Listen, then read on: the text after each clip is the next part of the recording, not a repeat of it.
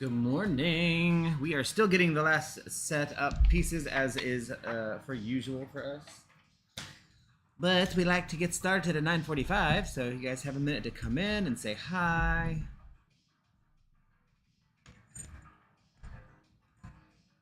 Got some neat topics today. A little bit more on the like the metaphysical side of stuff today, so I'm kind of excited about that.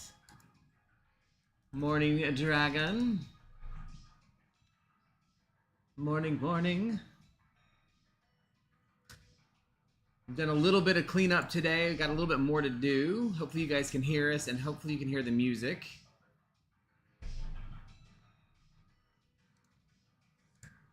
I turn it up just to her. There we go. We're toying with some other settings to see if we can't get the music to come directly through the stream, but it echoes when we do that because it's hitting it on the mic and on the desktop audio input. So that's probably not going to be able to be something we can do, but regardless, I just hope you hear it because it's white bat audio as pretty much always, and it is something that I just really enjoy. I really like white bat audio. We did our our system here has changed a little bit because we did our Dungeons and Dragons this week at the table here. It was really exciting, so we might stream one day soon.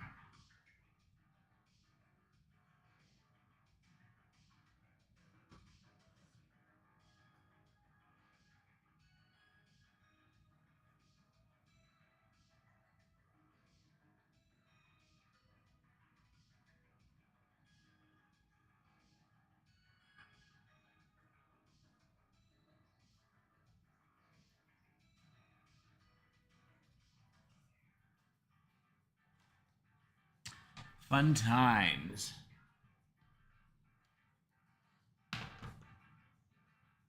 So we're going to talk a little bit about theosophy today because that's a really a topic that I'm obsessively interested in and have been for a very long time. So we're going to talk about that. Theosophy. Also, I think the Akashic record is our main topic today. So we'll be talking about that. Looking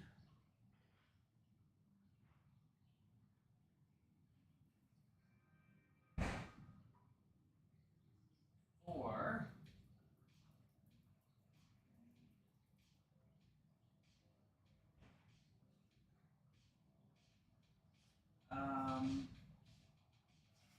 howlites, and I can't find a good piece of howlite because we're talking about Akashic record. I wanted some howlite, but Benny Bubba, I can't find a good piece of it. Maybe that's something I'll need to get today.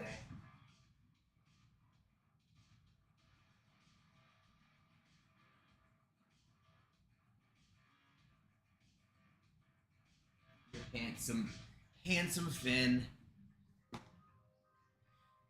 We have handsome dogs. So I don't know how much of you guys are interested in like theosophy and metaphysics and stuff like that, but I think it kind of goes hand in hand with discussions on paganism and things, so I think it's appropriate. I know what I need stone-wise. I need a good piece of howlite, and I want a howlite sphere. Oh, howlite. Good morning, everybody. Hey, Kelvin. Hey, Dragon. I want some copper. Oh, good. Yeah, I Why like can I get copper? Do they have that actually at the metaphysical stores? I have some. Yeah, we've gotten some before. Copper. Howlite like is copper bowl. Oh yeah, that'd be kind of nice. Put salt in it, actually. I think we should do that. There's your drink. Oh, thank you. But these are some of them are bottomed out, I think. So you got to be careful. When you, yeah, I'll take this one. Copper bowl. Oh, I don't care. I'll eat the. I don't want you to drop it. You'll knock it over. Copper bowl combined with the salt. Wouldn't that be awesome? I would think. I would think. Come on up, Bubba. You can come up.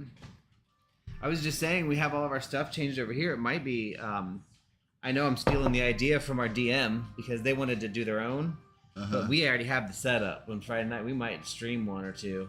We should, if everybody's okay. That'd be something cool to stream. So we might do a D&D session stream. Maybe it'll keep us on better organization. I really like those dice. Those are cool. Oh, our light up dice for today. The bone dice, yeah. Yep. No, those are really cool. Yeah. But the woods, I ordered us. Hopefully they work. Oh, you're handsome. Look how cute that face is. It's coming up on the end of Pride Month. We did one thing yesterday that was fun. We went to a kava establishment for a get-together and drag show, and it was a really good turnout. And the drags, the performers were all like amateur. It was so much fun. So much fun. It was packed, which is good. I hear something. They're trying to throw our governor to the alligators, which will be neat in the next few days. That would be nice. If they could bring the president with them, I'd prefer they be eaten. I have no words for alligator Alcatraz, to be honest. I mean, how stupid are... I don't know. These people are really ignorant. You're ignorant. So ignorant. But I agree. But I won't start on that. It is beautiful, and I'm so fortunate to be in Florida. We have been here, 9 years? 9 years. And it's crazy how fast the time went by. Yeah, it'll be 9 years this November for me. Yep. We'll call the corners. Yes. Do you want to start, or... Yes, no? I'll start. Okay. I was just hearing a dog bark. I just didn't want to barrel through. I usually just barrel through. That's accurate. And yes, it would absolutely poison the poor gators. I would feel very sorry for them. But I do understand that Mother Earth and her gators will take one for the team because it would be appropriate. So I think she would be able to cleanse that. That alchemy from what's supposed to be a human into gator food into gator poop. I think she's willing to do it for us. Yeah, I think poison. she's willing. Let's get the stove off. Oh, but it keeps hitting me. I really like your It's gonna lamps. keep hitting you because the air conditioner is on. We have to show your lamps. They're so cool. Sorry, guys. In the morning, I have trouble clearing my throat. Ma, this is as good as it's gonna get because. Oh, she's coming to you. Oop. Hello. Hello, little bit. Excuse me. All right. Hear me, friends and ancestors from the East. Hear my voice carried on the air of clarity and truth. Watch over us as we cast our circle of safety and love. See me, friends and ancestors from the South. See my flame of passion and creation seared into the energy of the universe. Watch over us as we cast our circle of limitless possibility. Feel me, friends and ancestors from the West. Feel my love, fear, sadness, and joy washed into the waters of the rivers of compassion. Watch over us as we cast our circle of connection and motion. Reach me, friends and ancestors from the North. Reach my feet and hands, the earth in my toes and work of my fingers. Watch over us as we cast our circle of grounding and protection. Know me, friends and ancestors from the ether. Know my intent, know my heart, and know my spirit.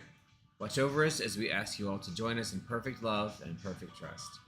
Hear, see, feel, reach, and know that the circle is safe, the circle is sacred, and the circle is cast. And we are fine, Sir Kelvin. I have a petite. How are you? Kelvin, who loves my petite? Everyone answer. She's waiting on your responses. I love you, my petite.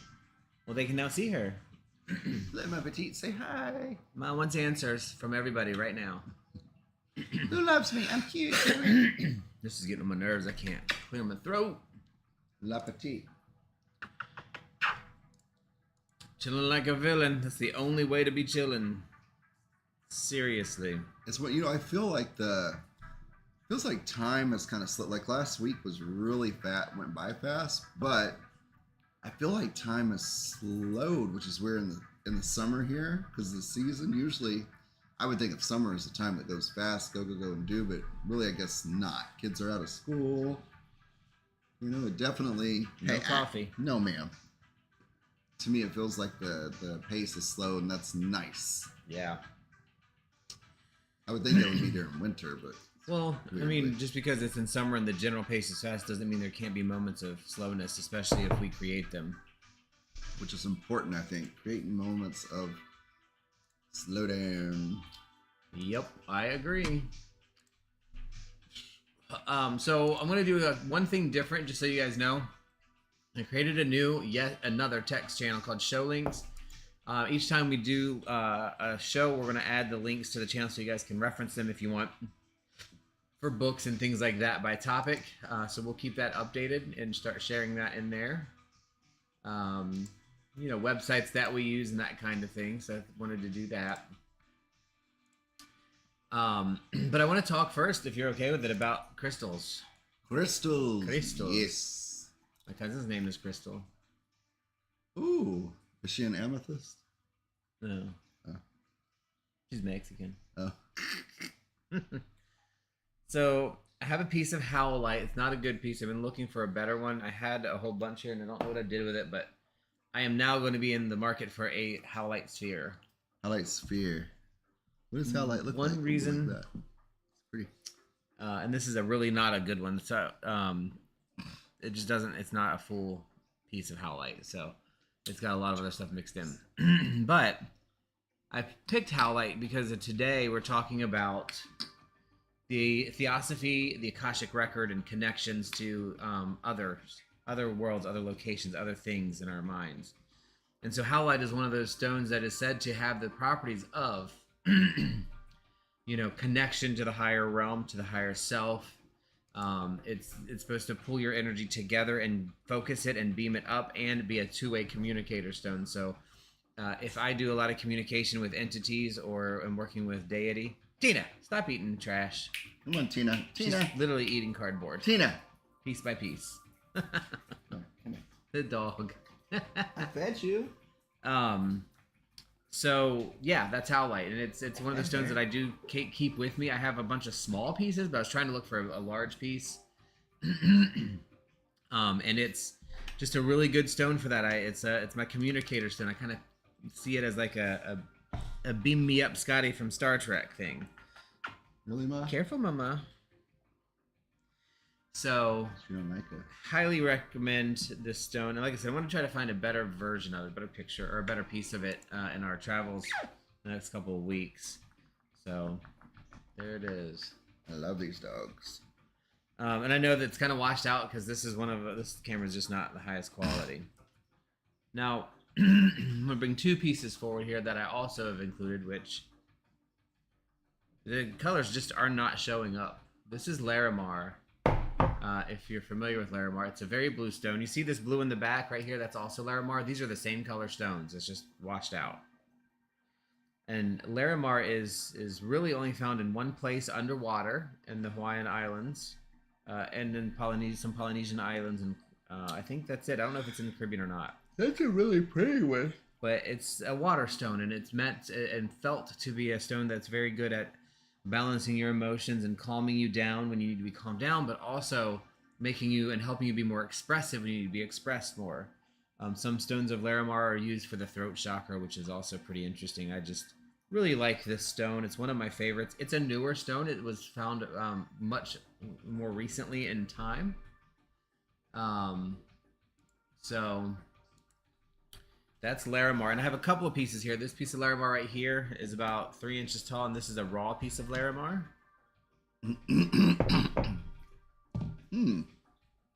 That's really pretty. And what's on the edge, this is the part that I like of raw stones. See that edge? How you can see like there's crust here and there's other elements and things, and how it kind of built into the Larimar.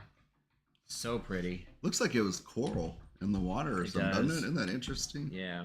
And then this is a piece of armor that is altered. So it is real Larimar, but it is had some dye accentuation into it. So you can see that color better. That's pretty. Oh, I forgot to bring in my turquoise. It's in the car. Oh, me too. I don't even know where mine is. I might go. Should I go get it real quick or move on? It's up to you if you want turquoise. So it doesn't matter to me. Turquoise seems kind of like a water thing too. Yeah. Tina, do I trust you to sit right here, or should I put you down? She can probably sit there. If she wants down, she can get down from there too. Okay, so I want to get the turquoise. I should have brought it in. I don't even know if mine is out there because I don't know what I did with mine. Probably still in my pants pockets. So, and yes, Wonder Woman series. We still haven't started that. We need to watch that. We have a whole list of shows we're supposed to be watching.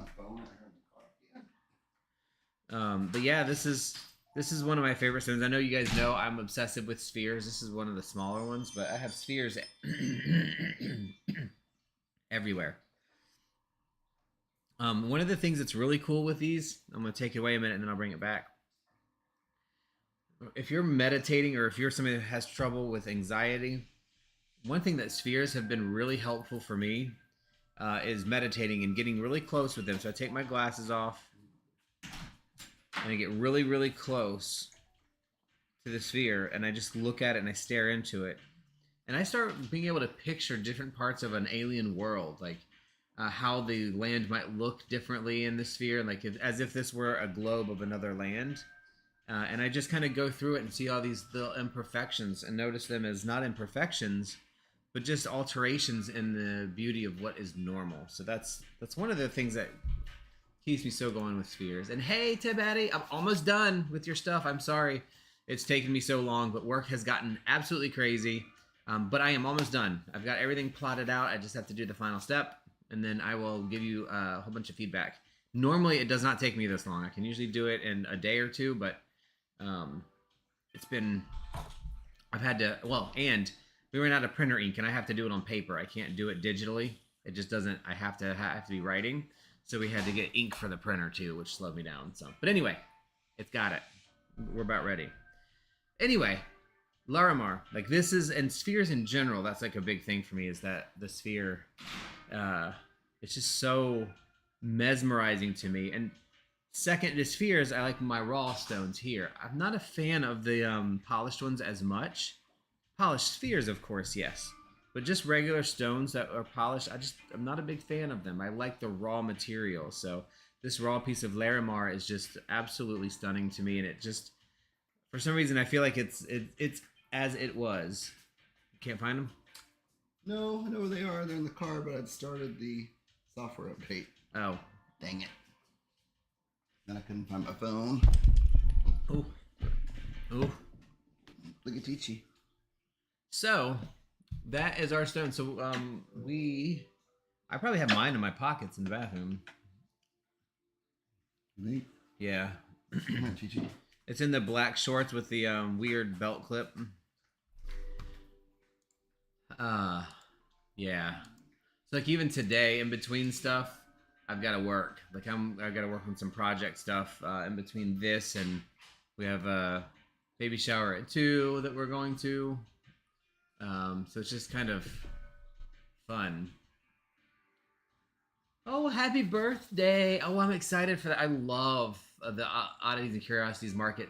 All of the ones around here are closed on Sunday. Like everything is closed Sunday here. Like there are no occult stores open that I know of. Period. There is a really cool rock shop down in Naples. We're going to drive by and make sure it's still there. We haven't been since before COVID. You find them? Yeah. I haven't been since before COVID. So where am I now? The Altered Elements in Naples. So we're going to go check and make sure it's there. But I am so, I love that. That makes me want to, you know what? We should go to Sarasota and check out Sarasota again. For what? That rock shop. Oh yeah, that was closed and it had like tarot cards and stuff. But they let us like look in and order to buy stuff with COVID. Something Crystal Cave, I think is what it's called. Crystal Cave, yeah. I love those things, and it is Tibetty's birthday. So. Happy birthday, the most important holiday of the year. And so what you're seeing here, this is a whole bunch of turquoise that we were given. You know, one of the things that those of you that know Joy is I think purging a lot of stuff at the UU for cups, and they're going with a much simpler process. Like I'm almost interested in getting involved fully again because they've just toned it down so much.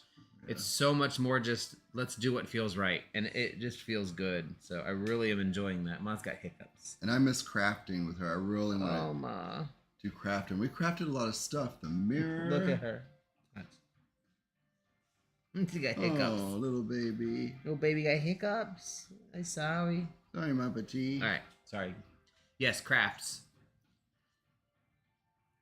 I'll let you talk about the turquoise if you want, since it was your idea. But I will say, we both picked out a whole bunch of different pieces, and like I said, I'm not a huge fan of polish, but these are actually really pretty. Like I don't like polished and shaped stones. I like them to be like raw and abnormal and messed up. I like the polish. So I picked pieces that had like major impurities in them, like this one. The discoloration there gives it character, and then I love the turquoise with all the veins. Like that is just stunning to me. Turquoise that's just like this one is too polished and too consistent, and that to me is not as pretty as these like altered and weird stones. But I honestly don't know a lot about turquoise, so I'm gonna Google it. And while you're doing that, I'm gonna say why what I want to use it for this week. It's just so pretty. Look, it's funny how universe just makes things available to you when they're needed, like truly. So yesterday when we went to the UU church, Joy did gift us these, and I have some difficult discussions to have this week with some of my team members it's a new team, but some have been there a long time and are complacent and comfortable and, you know, not willing to make changes. So I'm going to carry this with me all week for communication to make sure that I'm not emotional when I communicate and get the facts out, and that they receive the communication. Because Friday I was very immature and I got stormed out of the office when I was trying to communicate something, and that was not right. So turquoise for me, it's going to calm me. It's going to be a good conduit of communication and effective communication, and those around me are going to be receptive and not emotional to receive it. It makes sense because turquoise is blue, and blue is considered a color of the throat chakra, which is your ability to communicate and receive communication. That's what I was It's thinking. also associated with your third eye, more purple, but third eye also has colors of blue swirling in it, which are, again, clarity colors. Obviously, the website I'm sharing here, AI Overview, this is, I recall this, associated with protection, healing, and communication, promoting wisdom, truth, and spiritual growth. Mine's not with spiritual growth with them, but it would be wisdom and truth. Yeah, but spiritual growth with yourself. With myself, If you have spiritual growth in yourself, the way that you interact with people changes. I love you, Patina. So yeah. Very cool. I'm going to start carrying and using stones again. They really do help. Oh, I carry them all the time. I have Bumblebee Jasper with me all the time. That helps me with my anxiety when I can't speak in front of people. I think I'm going to carry this particular one with me because of all the different things in it. Like, to me, if you get real close and look at it, it's like it's like labyrinthine to me. Like if I'm unsure of where to go, I can look at here and see how this side connects with this side, and then I have a feeling of connection again on my meditative plane, which then, you know, as above, so below. So if I'm meditating here and I'm picturing myself going through and walking through the veins from one side to the other, then I can spiritually and emotionally connect my one side to the other, which means I can communicate from me to others better. So that's how that as above, so below would work in practice. I used to carry a lapis lazuli around all the time. I have a lapis lazuli necklace. Oh, that's cool. I've got pyrite up there. I got to see what I've got. Somehow, I think my stones have kind of morphed somewhere, like all over the place, and I really want to keep them in one area on that nice little landing that you have set up. So I would venture to say with what Maddie has put in, is that bridge for spiritual connection. This sounds like turquoise and howlite are very closely connected. And what is interesting, like I said, this is a very poor version of howlite, but in real howlite, it too has those little line imperfections. Pretty cool. So that actually makes more sense. Like I can understand that pretty well. Oh, sweet. Labyrinth. I want to watch that. Yeah. You remind me of the Babe. What Babe? The Babe with the power. What power? Voodoo, hoodoo, you do what? Remind me of the Babe. Tina is the Babe. I saw my baby. Okay. Sorry, I'm stacking up some of these stones because this one's coming with me. Howlite is white turquoise. Oh, how cool. I did not know that. Sweet. I just knew it as howlite, and I've used howlite for a long time, but I've never heard it called white turquoise, so that makes so much sense. That's why they seem so much the same. I really want to get back into learning about properties and stuff of stones. So my thought would be with turquoise and howlite, then that turquoise adds in that aspect of maybe communication more and water healing more with the blueness. That is too. I love stuff like that. Well, thank you for teaching us, Tabati. That is wonderful. White I hope I'm saying that correctly, the way you interpret it, Tabati. I always have assumed, but TB. So yeah, let's get into our books real quick if you want, and then because we got to move. Oh, it's already 10:15. I like talking about it. Yeah, it's time's moving. I'll start with my book first, since you usually do, and that is The Astral Plane. And I know you can't see it because we have rearranged our desk, and there's just not enough distance between this camera and the whatchamacallit yet. So, and I see now that it actually has changed its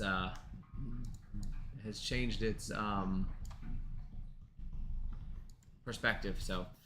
Regardless, this is The Astral Plane. I'm still reading it. It's a great book. It's part of my Thomas Francis studies, and it brought up a lot of new thoughts and ideas about elementals, and the Akashic Record came up, and I remembered having read a book a long time ago called The Akashic Record, How to Read the Akashic Record. So this is by Linda Howe. She was on a podcast with Devin Hunter, if you've ever heard of him. Hunter. From a time before he was known, like when nobody knew who Devin Hunter was. He's a pretty established author and podcaster now, part of the Storm Fairy Wolf and Matt Oren and that group, and But back when they were not known, this was a recommended book, and Linda Howe was on one of their shows, so I read it. Learned a lot about it, and then at the time I was living in Virginia Beach, which if you also know anything about the Akashic Record, in Virginia Beach, the I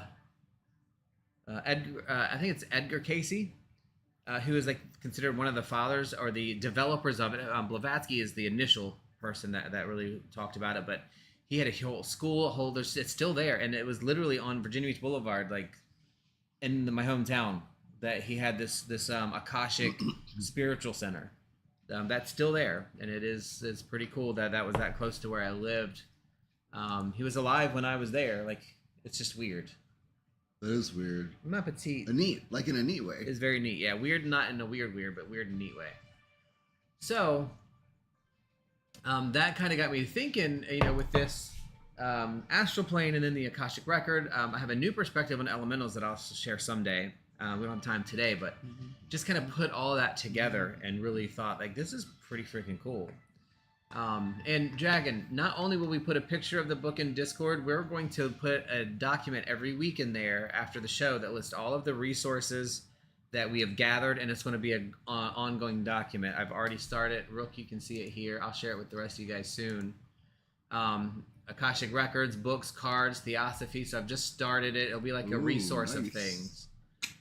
So we're going to post that in there, and yes, I can absolutely put a pic in. That's the main book I'm reading. I am, as always, still reading the Empowerment Manual to kind of help myself through situations, working on teams and groups, and for future commune living.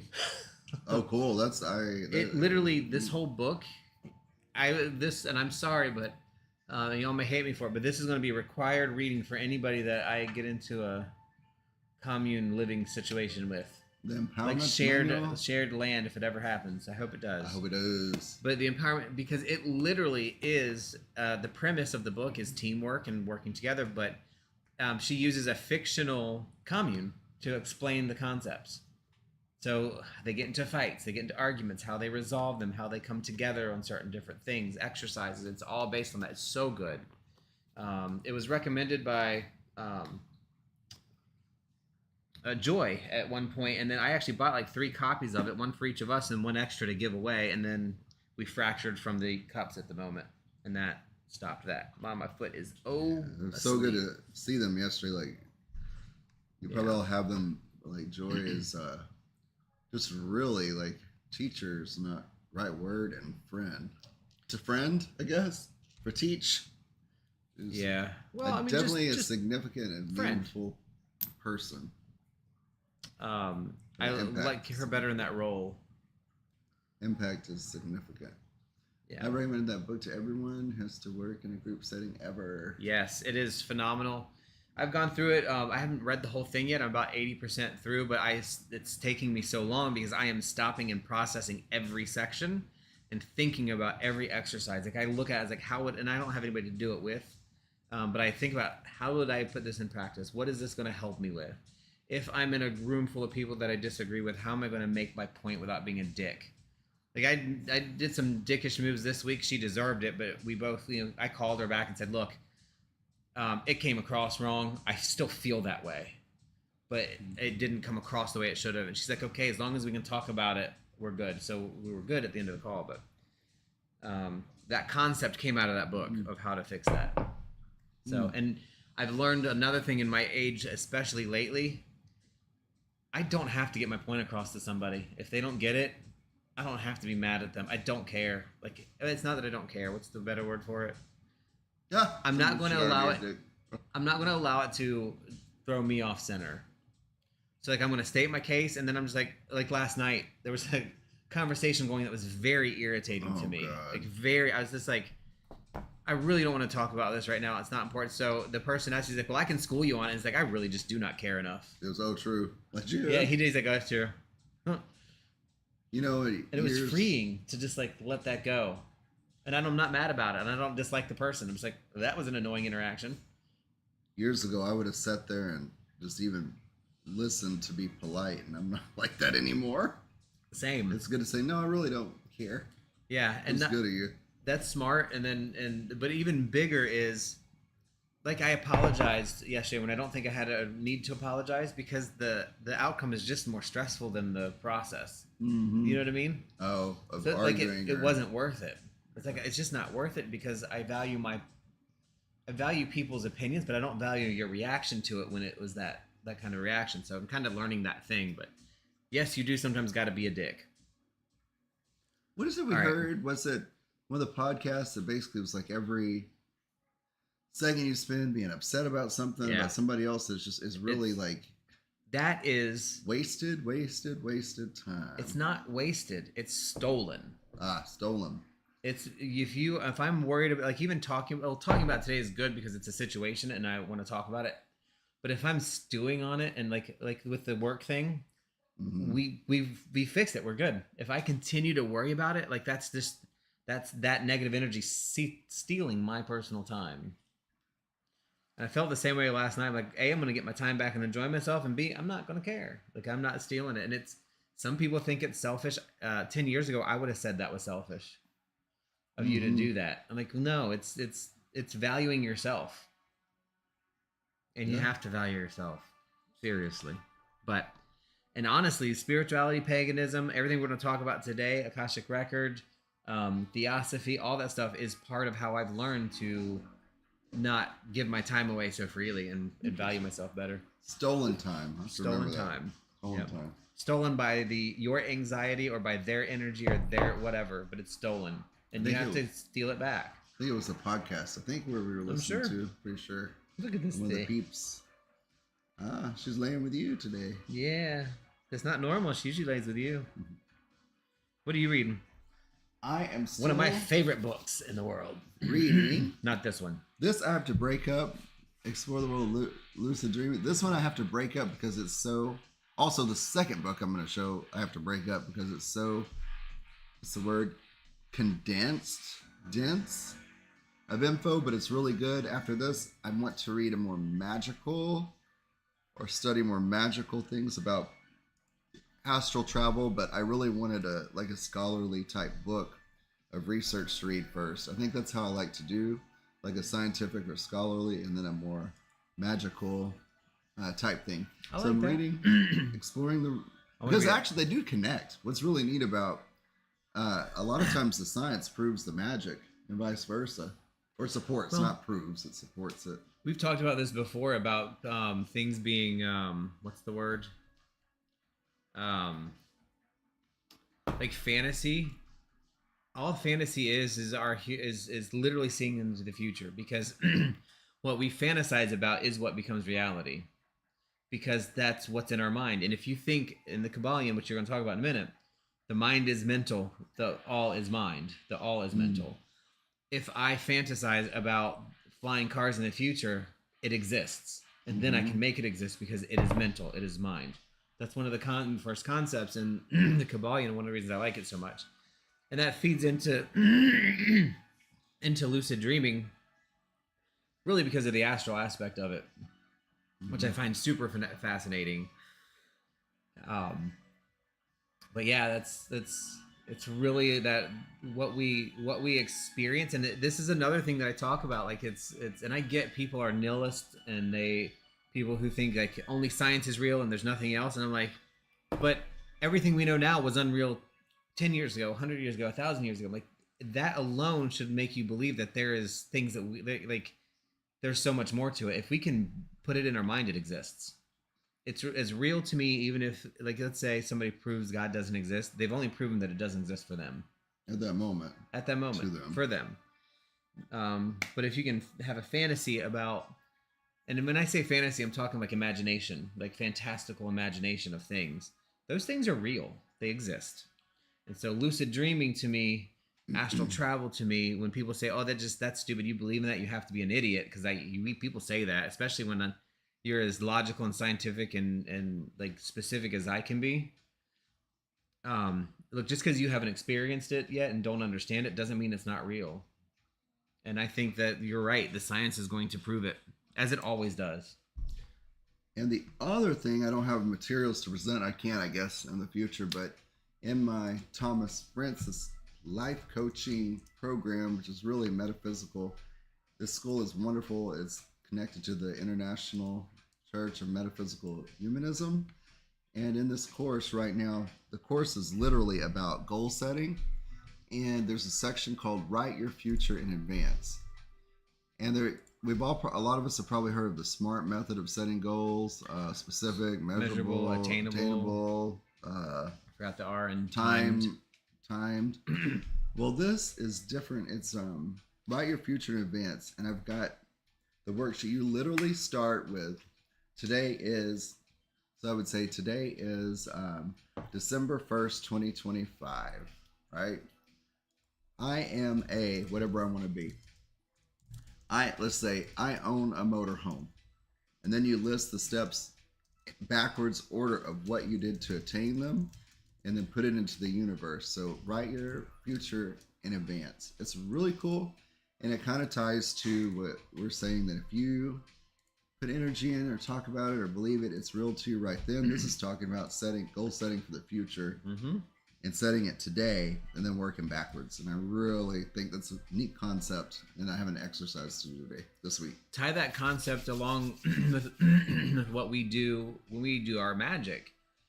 We write words down, we burn them, we inscribe them on candles, we make sigils, we create, we conduct things with our hands. And this is what I talk about, and one of the reasons why the Magician is such a favorite card, because that's the Magician active principle, is when you write it down, it becomes real. When you think it becomes real. That's the world is mental. So the Magician is about transforming those things into what we do. That's why he has all of his tools, right? He has his wand, he has his swords, he has his infinity symbol, he has the earth, he has his chalice. Knife. And he is taking all those things and channeling them through, and then manifesting them. And so when we talk about manifestation, that's another version of manifestation. You write your future on it. That's how you manifest that future. You want to be a pilot? You write down, I am going to be a pilot. Not I want to be. I'm going to be a pilot. And then you say underneath it, here's the steps that I need to start to get to be a pilot. This is like work every day is like this to me. Is like if I have to write down out of the 500 things that I need done, what are the 3 things that have to be done? I write those down, and those always get done. I really like that. Remember, that was I learned that is not you never want to prioritize your schedule. You want to schedule your priorities.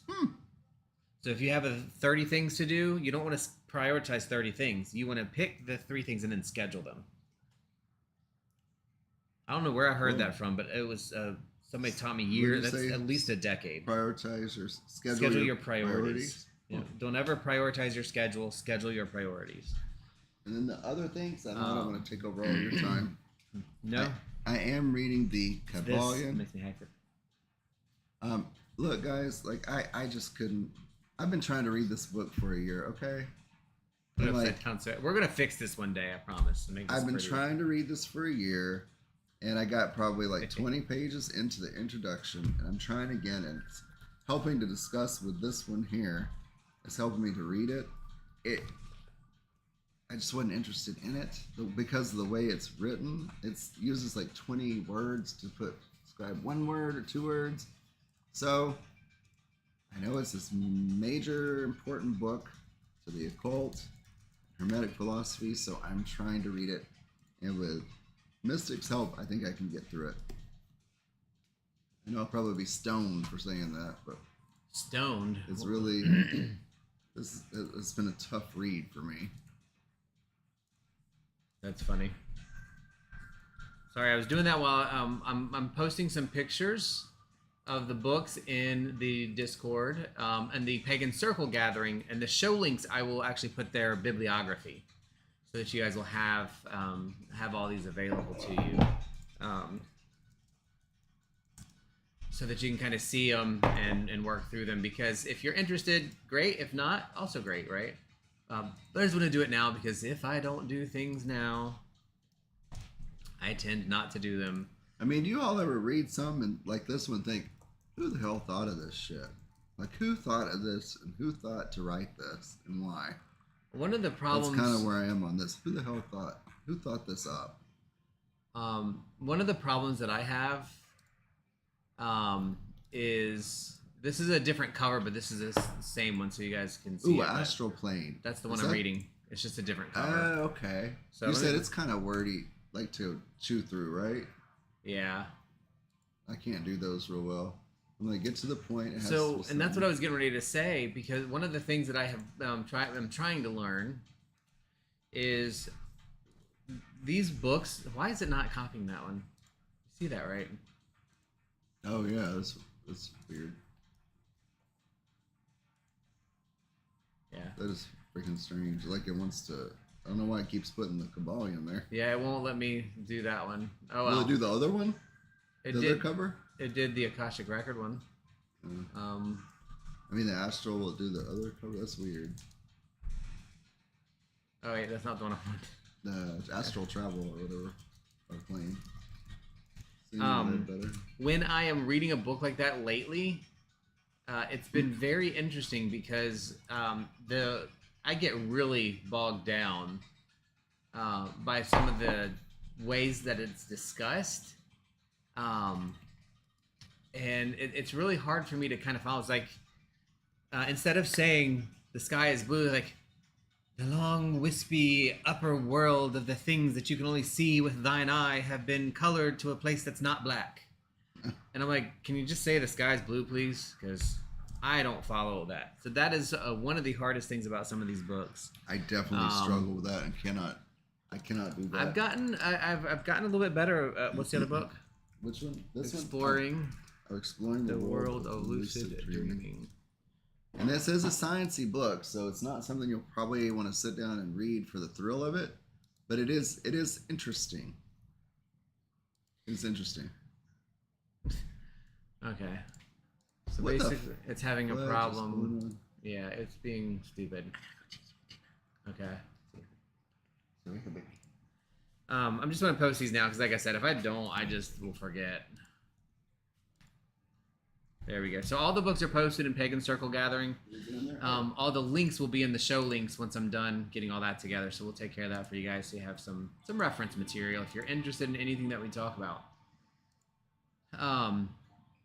But yeah, I have so much trouble, like he was saying, with reading that way. So I've got this new practice where I will read, and if I, it takes me a minute even to recognize that I'm not understanding it, and I will recognize it, and I'll be like, oh, this is one of those situations where I'm really just not grasping it, and I just literally stop. I do my mindfulness exercise. Very helpful if you have one of your stones nearby. Because I just pull a sphere out and I just start looking into it. And it's like, okay,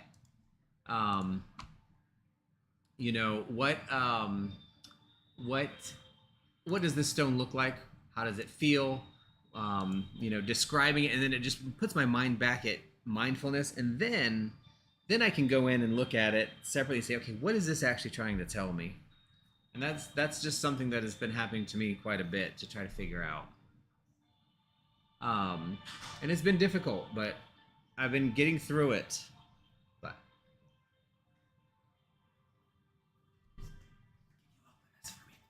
yeah.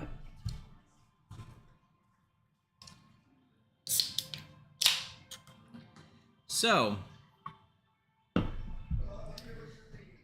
I talked about mine first. Lord have mercy. It makes me worry.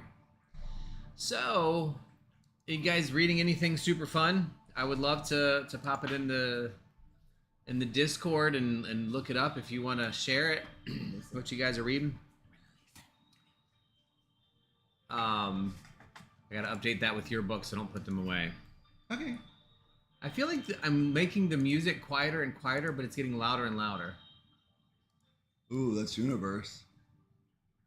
White Bat Audio, if you're interested in the music. I just absolutely love White Bat Audio. It is so phenomenal. I'm going to take this really low. Do you guys hear the music at all? Just let me know if you can. And do you guys have any tools that you use to help you remember stuff? Because I will read a book and I will love it and it's amazing, and then at the end I'm like, I only remember one thing from it. I just feel like I don't remember any of it, but I know I can practice it. When I read, I can understand the stuff. Oh, this is good. I can understand it, and I can immediately put it into practice, but I can't explain it to somebody else very well. That's just so difficult for me from reading. Watching a show or a Gaia show is different. I can translate that much easier. But then when I try to take notes, the notes slow me down so much. So I'm trying to figure out a better way I can summarize and remember better. So Friedrich Nietzsche? On the Left-Hand Path by Shea Belay? Yes. Kelvin, that is an awesome book. I read it. It is one of those books that is it is obvious that Shea, who I believe has been on the Apocrypha show a few times. Has he been on the Apocrypha? Mm-hmm. He's have they? I should say they. I don't know. And really, really, really smart guy. I just way he's good. And I really do love that book. I actually probably will read it again. I bought it the day it was released. And kind of went through it relatively fast. I don't know a lot about Nietzsche, so it was really my first book that introduced Nietzsche to me, which is not a good idea. You probably should know something about him first. Oh. Because I'm also new to the Left-Hand Path process, and in the last 3 to 5 years, I still consider that new. So I had a rough time with understanding it a lot. So I want to go back through it. So I bought actually some books on Nietzsche that have here to start, and then I want to go back through it. But it is a phenomenal book. Tabati, you know what? 2 things. I don't use stones at all when I'm reading. I bet having a good piece of black tourmaline along with something else, what would be a good second stone? Ooh. And then scent. I never thought about a scent. That is I need to do. We need to make a reading scent, each of us. Oh, Library, I love it. Like old books. Can we create something like that? That's really Dragon good. Audiobooks. 10 seconds in, I can't. I'm lost. I don't pay attention to them at all. I could do them. I think Dragon. I wish I could. Like as soon as they start talking, I'm out. Which is funny because I love podcasts and even stand up, and I listen to it. But when it's an audiobook, that is strange. I just can't do it because it's not my voice reading. Huh. I cannot do it. Like I literally zone out immediately. Rosemary. Ooh, nice. How can we make oh my god. I have so many thoughts now. Tabati, that is freaking I have my brain is going. It might be gone. But hold on here.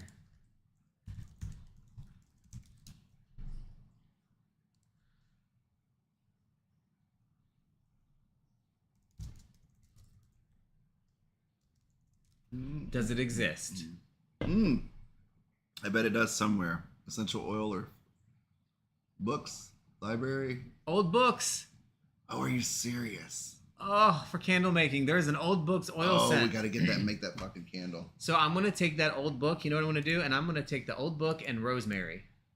Put them together? And I'm going to mix them together and see how that goes. With a little bit of my favorite scent, which is cardamom clove. Oh, I could use that. Cardamom clove and for your pepper. scent? Black pepper. That's my signature scent. And old books would be mine, depending on how it smells. But no, put them together. Oh my god. And make a candle. I really want to make a couple candles of it again. Oh yeah, we still have a couple candles. We made some really good candles. They smelled so good. And then Can we make a pillar candle, do you think, or not? It's too tall with the wick. We can make a pillar candle, but we don't have them. We have to have a mold. I'd want, I think, more of the short ones with the 3 wicks. We can make 3 wick easy. Oh, I don't know. It's just putting the wicks, right? But yeah, that is freaking awesome. I did not think of that. Thank you. So we got to go buy that. Thank you. So, that's how we digress. But that is kratom. That is so freaking awesome. I'm addicted. Yeah, we are, and I love it. But yeah, no. Back to that. The audiobooks, I can't. I don't know what it is. It's just immediate, and I think it might be maybe the voices and stuff, because as soon as they start, I've never, literally 5 minutes in, I've just never made it past that.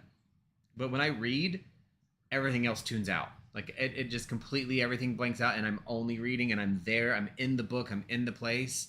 At the end of the book, I can feel all the things I learned. I cannot recall them, and I cannot tell you what they are. But if we sit down, like if I read candle making, I can't tell you how to make a candle, but I can sit down and make a candle, if that makes sense. And I think that's part of my traumatic brain injury when I was younger, when I was 12. I'd like to really make candles and shirts, similar thing. Well, duh. We've been saying that for a long time. And do nothing else but a day of crafting. That's what I really need. Well, we need to clean the garage. Crafting. And make that crafting table work again. That's the whole reason we got the air conditioner out there. Crafting. And I want to put my model together. What model? My model car that I bought. Oh, cool. So this is all. We haven't got to our topic yet. This is what I love though. This is the stuff that's really. I like learning. This is how you do it. This is what church should be. This is congregation. Ooh, JC, yeah, come on over. We absolutely we've done a lot of crafts here, Gina. We just haven't done them recently. We made the pomanders. We made Well, they're back there. The pomanders. I definitely want to do that again. We cooked a lot. Like Joy has come over and cooked with us. What would you call this again? I love it. This is scrying mirrors. Here, let me. Mirror. Which we know how to make that now. We know what our mistake was too. Hold on, I gotta transition it. Mm-hmm. We didn't let it dry long enough. Yeah. This is one of my favorite. The scrying mirrors. This is definitely a favorite. So this is an all black mirror that we made, and this is all thrift store stuff and paint. It's so fucking awesome. Can you scoot it to show the top? I guess it doesn't really matter. No, like down. There, yeah. Hold on, let me do this. It's a lot of fun. What else? We made the scrying mirrors. We've sewed stuff. I made a carry bag. What do you call it? Like a scent bag for things. We made the pomanders, which was really fun, out of oranges and cloves. But yeah, we've done quite a few stuff, and I think the UU also, just for the record, that's one of the things that they also do a lot of their meetings. If you ever want to go to those, they've done candle making there. They do a lot of stuff as part of that group too, which is pretty cool. We have made ones and supplies to make mirrors, JC, if you want to make them. Yeah, we have candle making equipment. We've made candles before. We've made soap. We have all that too. We've got new soap things we've never used. Candle with intention. We've got the Cricut and the shirt press and the shirts. We've got all the stuff. I want to get back into that. It's yeah. Fun. And I'm going to start. Today I'm going to start in this week cleaning up the garage because I want to do it. I have an idea. What? I want to mount the TV out in the garage so we can play games out there too.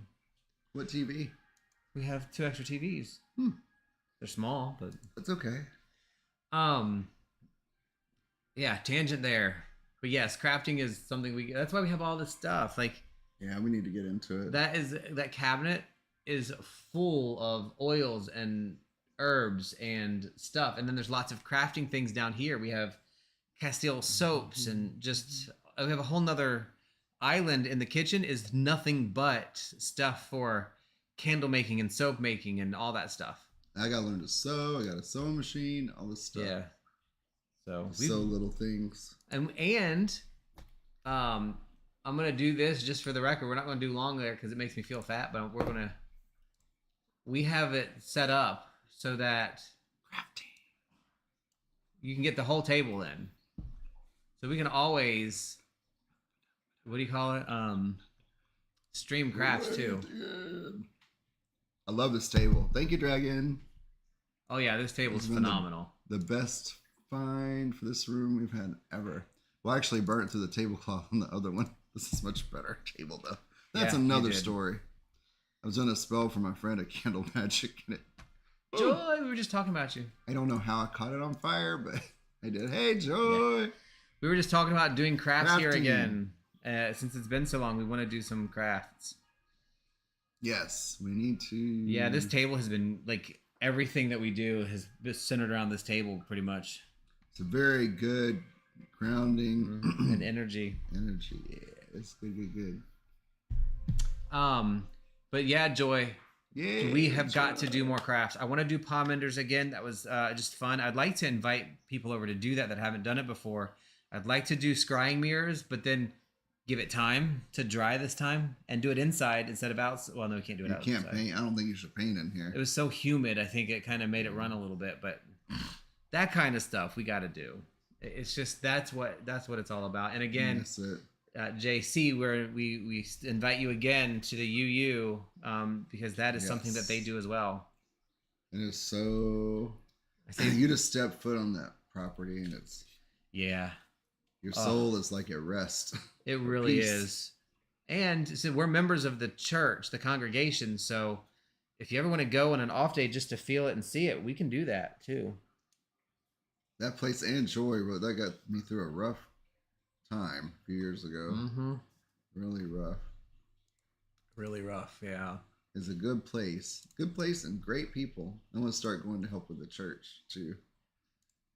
It's a good congregation. I know they don't like to be called the church. Congregation, yeah. It's a good group of folks. Yeah. Well, we don't usually remember until right on time either, so we miss all that stuff. But we got to do better about reminders. Thankful to Miss Joy. She's been a good reminder to me. I need to be more responsible of myself, but her reminder has helped me the last few times. Yeah. So agreed and exciting. I do want to talk a little bit about, and start doing more of sharing our resources that we use. So again, if you guys are interested in this stuff, you can just kind of do more. And yes, I know we have a delay and I always forget that I move too fast. Crafting and cooking. Those two things that we have done with Joy have been literally some of the most meaningful things that I've ever done. I would say like the top 3 things that in my life in the last 10 years that have brought me joy have been joy, cooking, and doing our stuff, our things that we've done outside, the crafts, and D&D. those three things, everything else could fall apart. Those are the three things that I think I need to. That's been what grows me and what has made me feel whole when other things have been missing. So that we have to do that. Sorry, I'm doing what Mel Robbins assigned me to do. When you think of someone, take a minute and tell them. I'm not trying to be rude. It was so great to see you yesterday, Luna. Well, I'm going to continue on if that's okay. So you should see our screen. This is Lunaf Moon. Lunaf Moon is a resource that I've been using for a good 5-10 years. There is one dude that does this, and he puts it all together, and he keeps it running, and he does not charge at all. So I highly recommend, if you're interested, check it out. And if you can, it would be really good to support, give some support for this person. I forgot his name. It's in here somewhere.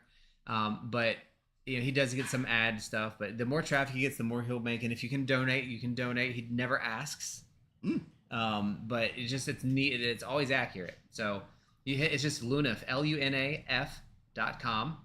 And you have all kinds of different resources, but the main one for me is the lunar calendar. If you don't know like the signs and stuff, you can go in the zodiacs and it'll teach you about them. It's really cool. And it is very astronomy based. So it tells you the astronomical locations of it with a little bit of the astrological associations. But this is mainly a science page. So cool. And I've donated a couple years ago. I need to donate again because I use it every week. And this is how I keep track of our moon phases and stuff. I don't know them. So if you guys, when we used to do the show, I didn't just know them. I had to have a resource like anybody would. So this is really, really, really cool. So today we're in the waxing crescent moon in the constellation of Virgo. That means the moon is traversing Virgo. Moon moves through the zodiac every 2, 3, 4 days, depending on how things go. So that is, again, something we watch. So waxing crescent moon means we're heading towards the first quarter and the full moon, right? And so you can see that it goes in order. We're waxing crescent, then the next first quarter, which astronomically is actually a half moon because a half of the moon is illuminated. But the moon that's facing us only shows us one half of that half, which is how you get the quarter moon. Make sense? Your full moon is technically a half moon because only half of it's illuminated. It's just the whole half that's facing us. That's why we call it the full moon. So the next full moon is July 10th in Capricorn. And then the last quarter, some call it the third quarter. My mom's birthday. And then the new moon in July 24th. So I use this to kind of work my magic and kind of think stuff. When I say, guys, I'm feeling disconnected and I need to get connected again, this is where I'm at. This is where I go. So the waxing crescent is all about the building energy. It's early building energy because we just had a new moon about 3 or 4 days ago. And as we do our magic or we're working on something, you want to do things that are, and again, if you need to do something that doesn't fit in this, you'd still do it. I don't think you should stop it. But if you like to connect these things together, to me that helps it be more powerful. I'm going to do magic where I want things to get bigger. I want more of something. I want to increase, for example, I want to increase love in the world and I want there to be peace. I'm going to do peace magic in the waxing crescent through the first quarter up to the full moon because I want peace to radiate out.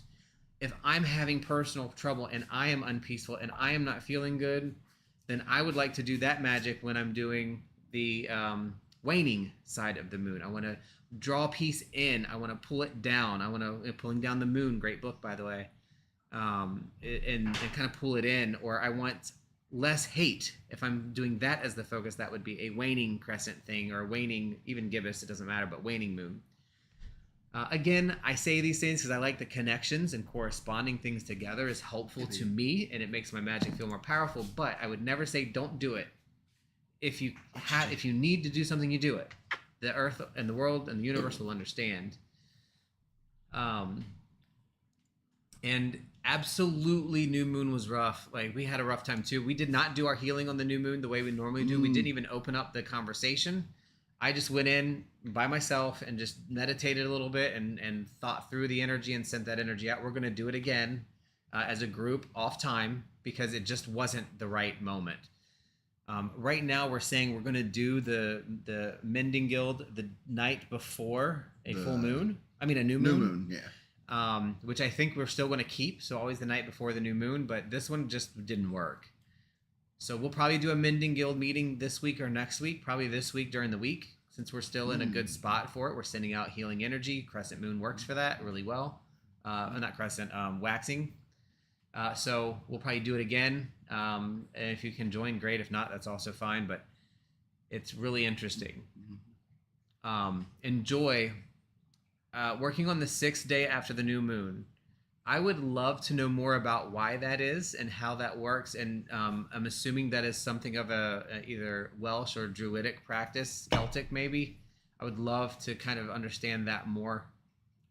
Fun times. So this is Lunaf, one of my favorite resources. I go to it every week, if not every day. I also use the Witch's Almanac from Llewellyn. That's how I manage all my magical stuff. So I'll copy this stuff to it. It has all the same information. But this website has things, like I said, you can go in the zodiac and see zodiac signs. It goes through details, influences of the moon. It's really science-based. It's not judgmental. I really enjoy it. So that's one that I recommend. Lunaf, LUNAF.com. If you're able to leave a donation, you should. This person does it for free. Your angel left you a message. Oh, yeah. Ooh. Bye-bye. All right. So, want to talk about the next topic here. And hopefully you guys can still see my screen. I'm really trying to make this work differently and share a little bit more of where our stuff comes from. We do research our topics beforehand, but sometimes they just happen. But this is the Theosophical Society. So one of my core interests is metaphysics. Why am I screaming? Yeah. Metaphysics, theosophy. And humanism. Humanism, metaphysical humanism is phenomenal. Obviously, paganism. Those are the core beliefs and tenets of my belief system. Having been in meeting a lot of you from the left-hand path, the left-hand path is a huge influencer of that system. I don't necessarily consider myself left-hand path, but I align with almost all the values of the left-hand path. It really helped me, oddly enough, to get away from the unhealthy practices that went up, like the guilt and stuff. That absolutely. Responsibility, yeah. Left-hand path got me into valuing myself better. Yes. So that's a huge part of it. But theosophy is something I absolutely enjoy and just find it phenomenal. Theosophical? So the Theosophical Society is a website. You can actually be a member of it. It's a pretty decent group. They have lots of training and education resources. Are pretty cool if you're interested in theosophy. So theosophy is it's kind of split into modern and timeless. So it's called sometimes the wisdom transition, and also basically a culture that is kind of everywhere, and it's like at the basis of the inner mystical side of philosophies and cultures, and it's really about trying to understand the fundamental reason why we exist. That's what theosophy is. It is what's fundamental of everything that we do. You know, matter and spirit, human and divine, me, them, I, that, all the different relationships of existence. It's also about the regularity of universal law. Like, how do things apply in general?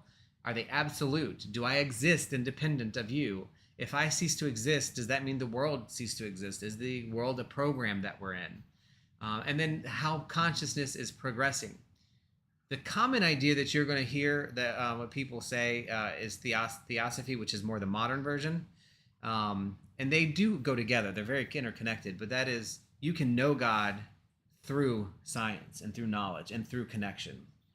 That God is knowable, and it's through us.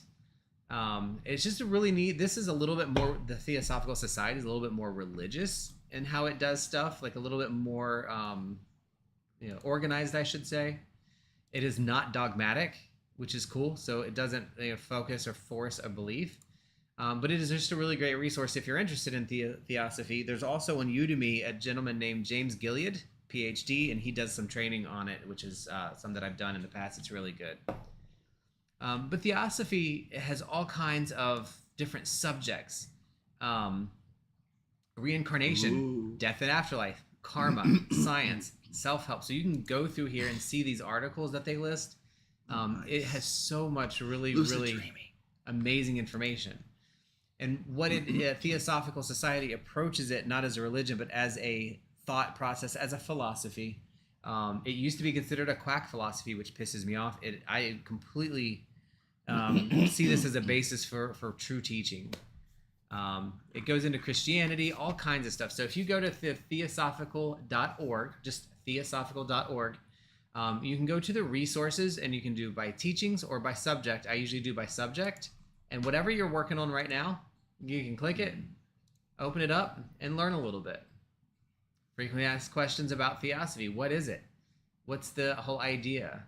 The meaning of theosophy is divine wisdom, right? And so it goes through all these things, just super cool. One of the things that I find really cool about theosophy is it's really teaching you to not be afraid of death, and that by helping others, you're helping yourself. And by attempting to learn the world and understand it in ways we don't yet know, you connect higher to God, whatever your version of God is. It does not tell you what version of God exists. It can be Christian, it can be pagan, it doesn't matter, it doesn't care. So just a really phenomenal system that if you are interested in, gives you a lot of really solid base and kind of connects science with things. Yeah, that's interesting. It was my first class at Thomas Francis University. Oh, wow. Metaphysics and Theosophy. And then I'm in another metaphysics class that is really closely related. Now, metaphysics is very similar to Theosophy, but Theosophy is like the philosophy of metaphysics, where metaphysics is the practice of the things that are around us and what we do. You can tell I'm very excited about this stuff. This is one of my favorite topics. Well, I'll tell you, that school, we've said it before, has, I think, the most usable or useful those classes in life. Yes. Like, I've learned so much how to deal with people in these 5 classes I've taken, and it's just freaking awesome. I'm not going to plug them too hard because, we don't work for them, and not everybody has money to do this, and it does cost money. The diploma programs, yeah, it's neat. I like the idea of having a PhD or a doctoral degree. It's kind of cool. But if you go into it for that, you're going to be very disappointed.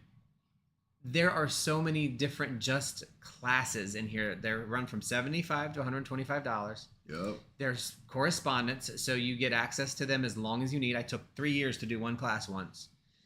There are some free courses in there that you can take to see how it's laid out. There's mysticism, paranormal, psychic development. Mythology. There's spiritual philosophy. I'm doing metaphysics. And just learning about it, and it's written, and they're associated with the International Church of Metaphysical Humanism, which is the podcast we listen to every Wednesday after our Seers Guild. And they're just, if you open it up, you can probably skate through it.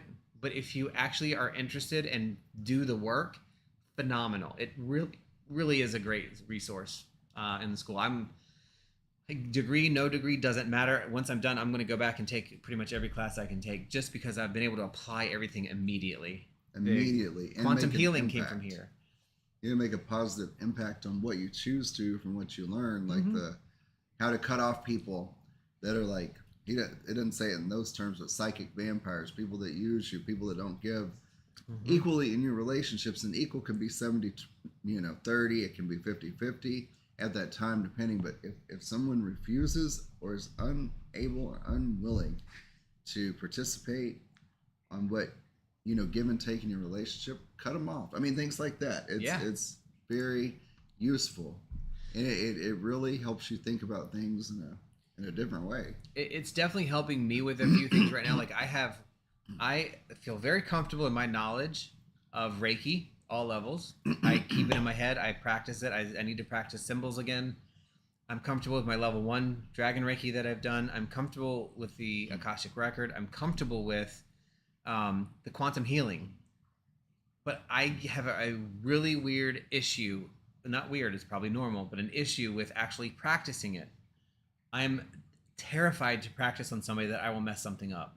I'm terrified of messing something up. So it's preventing me from actually doing the work sometimes. So I'm really looking into this class is helping me learn how to do that, how to be like, look, if somebody thinks that because a lot of people think that this stuff is fraudulent or hokey. I don't believe that. I believe it's very effective. We just don't necessarily, people don't understand it. Because I've been through Reiki healing. It works.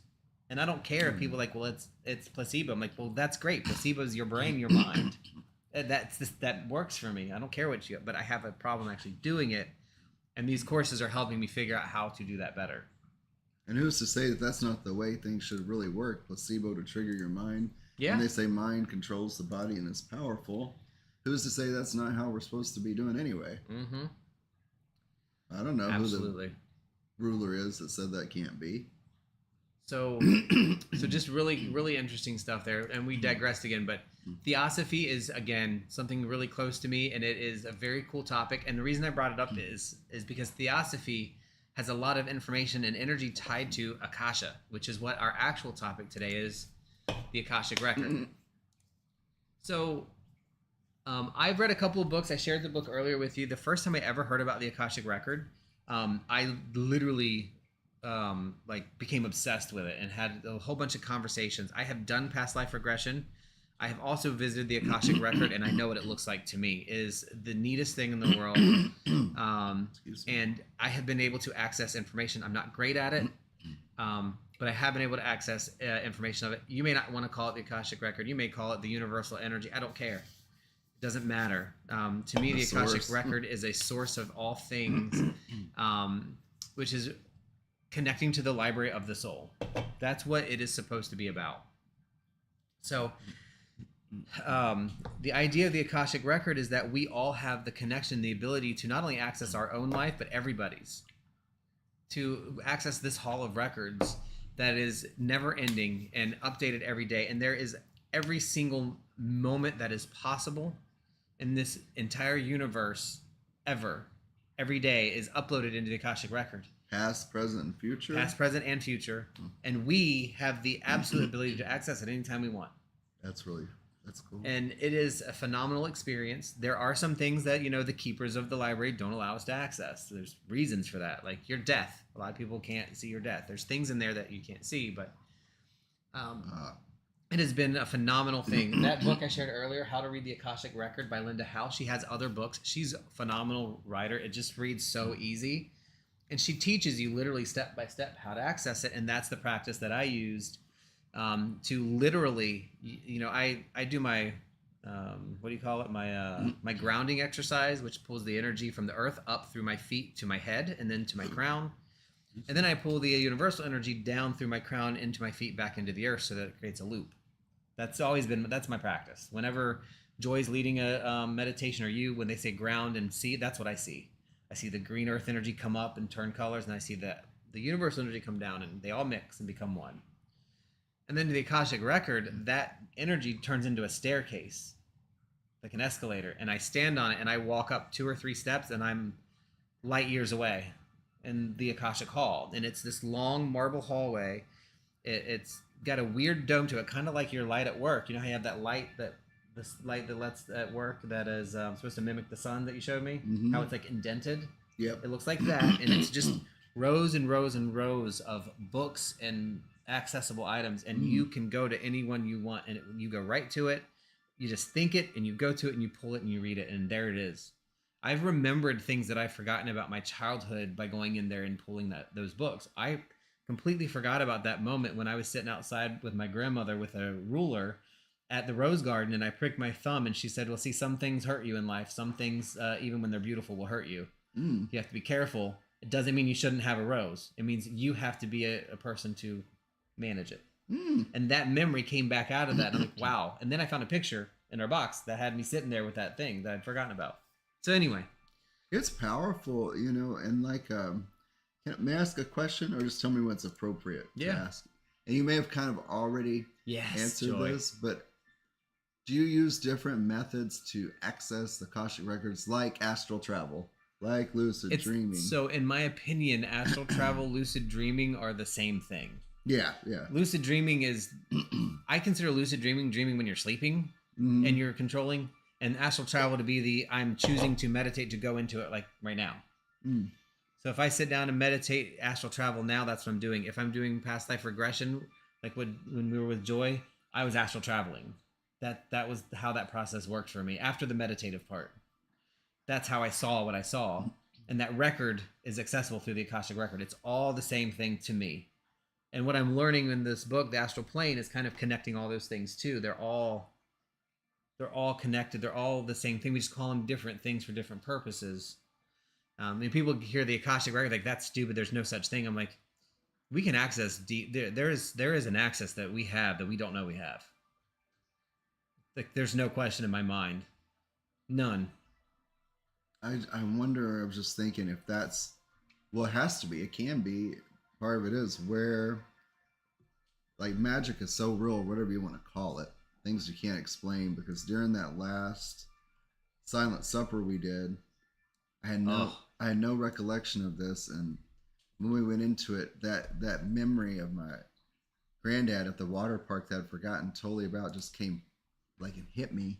Like, I haven't thought of that in like 20 years. Yeah. So that is part of my Akashic record. Would that be, or is that more in general? Akashic is general, not specific. No, it's not general. It's both. It's everything. So I picture that more of like a spiritual visit, maybe. The Akashic record is like, you want to find something and you need to learn it. You go and find it.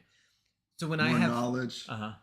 So like when we were talking earlier about the books and the book sense and all that stuff, those things kind of pull our memory and senses together so that we can do certain things. And that's why I like the altar and the incense and all that stuff. It triggers those things. The silent supper triggered your ability to access that information. Do I think that information is in the Akashic record? Yes. Do I think that's what you did? No. My opinion. I think if we sat down and meditate, the Akashic record process is just a way for you to access that directly. You know what I mean? That to me was, I think he visited. I think he came and said, hey, here, I want you to remember this. You need to think about this right now. You know it's real. There's no question that it's real. But you have to believe in magic, or if you call it faith or whatever. If you want to seek something, you have to believe that you can't. It's something that you can find, I think. Agree. Always, yeah. So my staircase isn't spiral, but it's like, it's only 3 steps. But it's just like, it's weird. You take 3 steps, but it's a whole staircase. Like, it's a never-ending staircase. It's very strange. I don't even know how to explain it. Which is another neat thing when you talk about astral travel and the Akashic record and all of this stuff, regression. We don't have the words to properly describe what we see sometimes, and that is one of the reasons why people think it's hokey. Because our explanation, like, there's no fucking staircase in the sky. Excuse my language. I'm like, no kidding. But there's no other way to explain it. And our brains have to visualize it so that it makes sense to us. And I'm telling you, like, the staircase is like, it's like see-through, but it's solid. And it's like wood, but it's stone. It's like, I can't, there's no way to express it the way I explain it. A lot of people, I think spiral staircases, it's probably what you think of when you think of ascension, because ascending isn't going straight up and it's not going at an angle. It's all of it. It's fully encompassing 3D, 4D. That makes sense. Like this, around and my staircase doesn't go straight either. It just goes. Like, there's no way to explain it. But now the actual Akashic Hall, I think, is absolutely gorgeous. I'm hyper. It's like, I don't know that word. Please tell me, and I don't want to seem ignorant. We need to put that on a shirt. Gorgeous. You're so gorge. You're so gorgeous. Which I would love to do that again. Like that memory of the past life thing that we did with Joy, the memory is so absolutely clear in my head to this day. I remember every single scent, touch, smell, sight, and thought of those 2 lives that we talked about, that I remembered. The clearest memories that I have, period. It is so strange, so weird. But that is so cool, like, to believe or not, and totally different kind of, but it's about believing and stuff. I think the universe sends you signs in ways that would be like pertinent to you or applicable to you or resonate with you. Like, when I was young, like, to make you believe in the magic or the unthink. Like, when I was probably like 10, like 11 or 12. And my aunt called me, like, come here, come look in the closet. And she didn't tell me what it was, right? In the back room. She goes, do you see anything? Look at this. sheet, like the sheets were folded.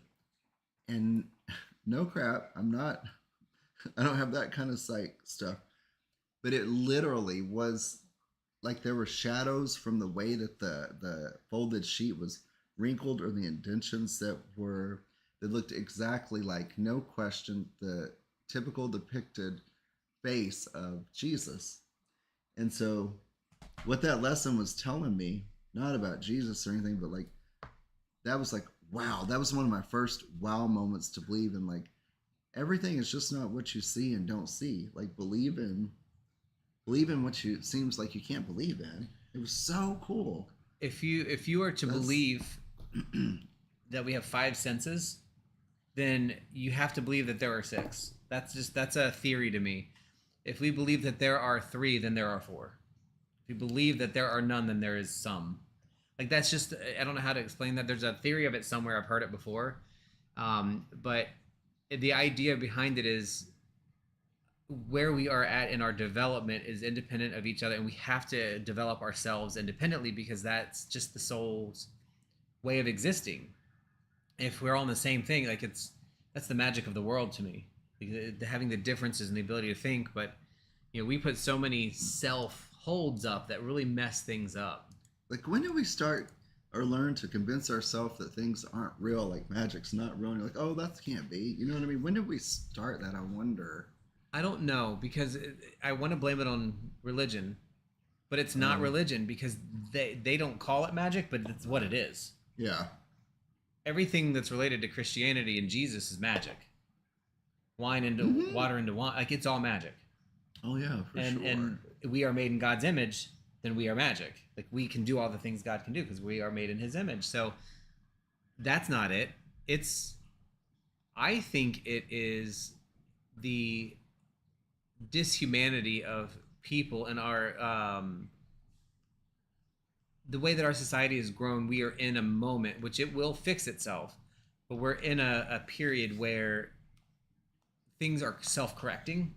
And when you're in that period of self-correction, and that I'm talking about, like, this is eons worth of time. It might be 10,000 years, so we're in a self-correcting period. Out of the grand scheme of things, we can't see it because we're in the self-correcting stage where the things that we're screwing up are coming to light, and we're learning, and some of us are able to get through that, and some aren't. They're at a different point in their growth. And human beings are the reason why we don't believe, like, period. Well, you pointed out to me, like, just when I'm pulling cards and just in general lately, that I immediately jumped to interpretation, to like a negative tone of interpretation. It's like, okay, is that part of why we say, oh, I'd love to do that. Oh, I can't do that immediately.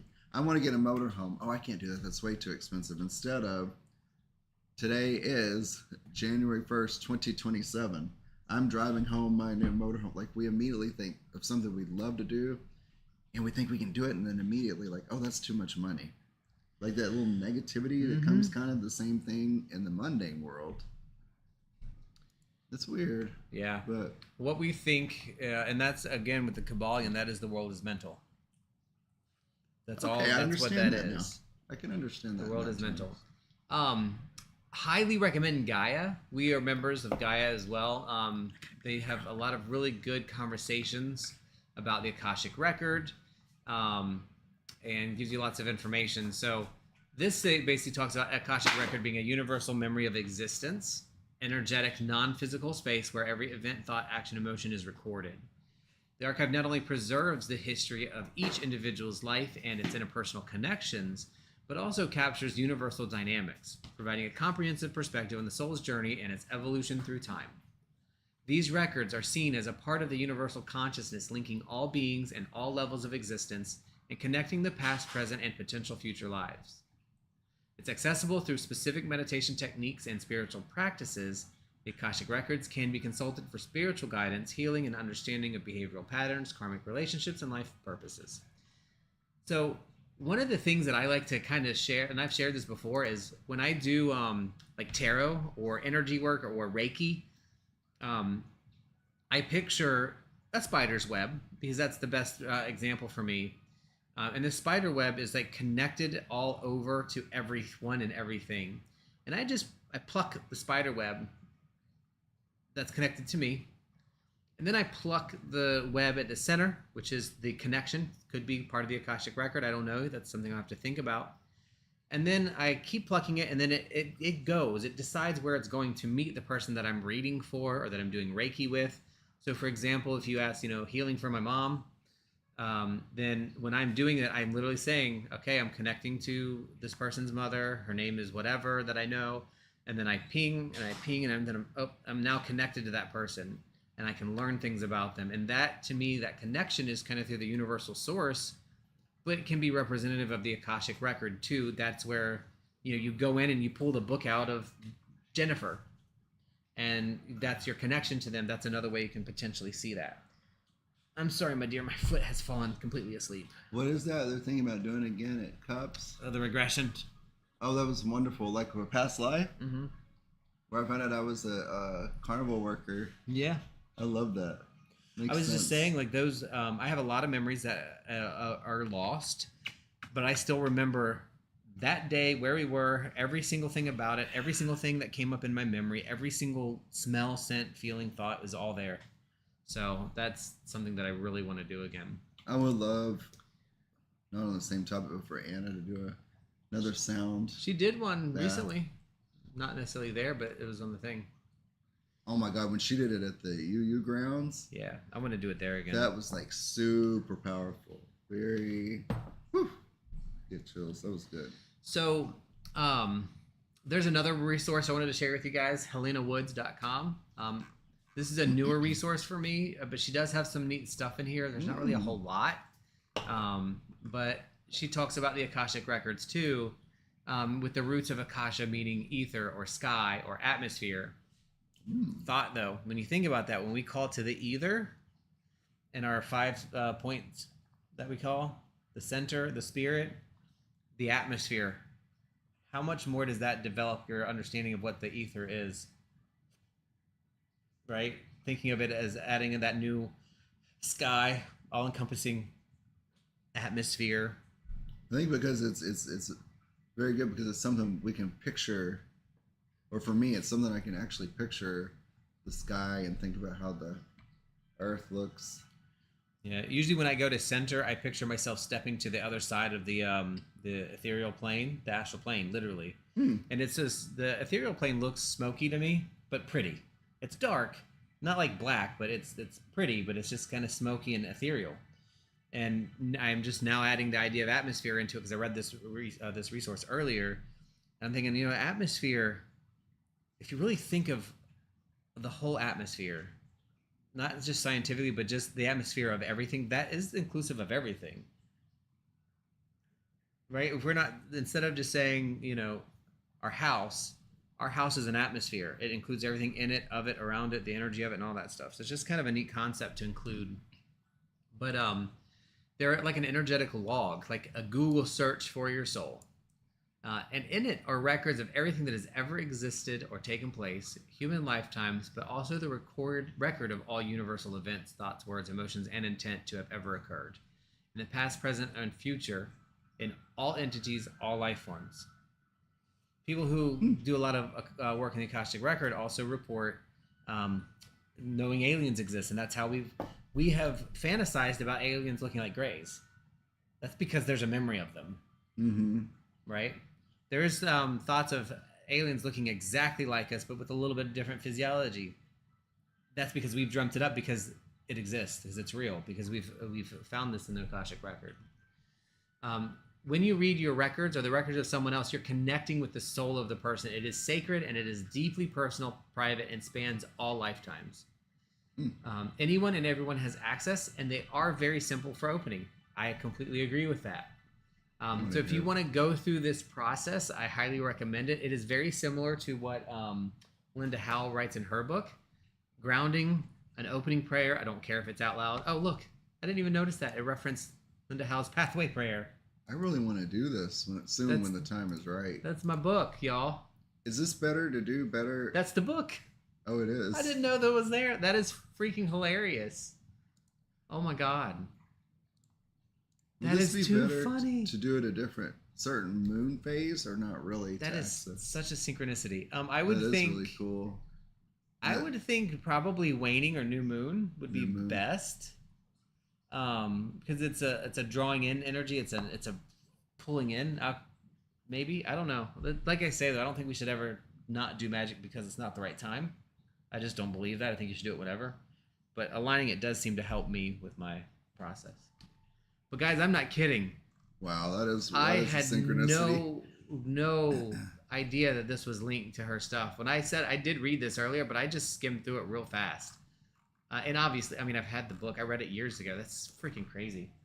That is really cool. Yeah, see all my notes are in here too. But this is too cool. Oh, this is very interesting. I didn't know anything about like accessing them or that we could. Mm-hmm. I really want to do this. So the process is grounding. Okay. Opening prayer. The pathway prayer is pretty cool. I'll have to look for that in a minute. Ask for the information you're looking for. You ask it out loud. Again, I don't care if it's out loud. In my personal opinion, out loud in your soul is fine. It's out loud. It doesn't matter. You think of it as like a Google search. What do you want to know or where do you need guidance? You can get as specific as you want. Don't be afraid. Just be respectful. That's really important. You're only going to get the information that's important for you to know now. So if you access it tomorrow, you might get different information because you need to know different information. So if I'm working in the Akashic record and I pull some information, I want to know about X, Y, and Z. I want to learn a little bit, and I get some fragmented information, and then I think about it, and I'm like, oh, wow, that's pretty neat. I read a book, right? I'm just making stuff up. And that book has given me a lot of new information. I go back in, and I start doing it. I ask her to say, hey, look, I've learned this new thing, and I want to know about this a little bit more detail. You might get new information. And some people call this a download. You'll hear people reference like, yeah, that was just downloaded. I'm not kidding. It's downloaded into my brain last night. I've heard that. You wake up and you knew something. That's what the Akashic Record download is kind of like. Ask for permission. Again, it's sacred place. I do believe it's important to ask for permission. You can assume you're always going to be granted permission, but it's respectful. And it sets up a thing that says, okay, I respect this energy that I'm getting into. Just like you shouldn't send like healing without permission. Or I think it's okay to send healing without permission unless they tell you don't.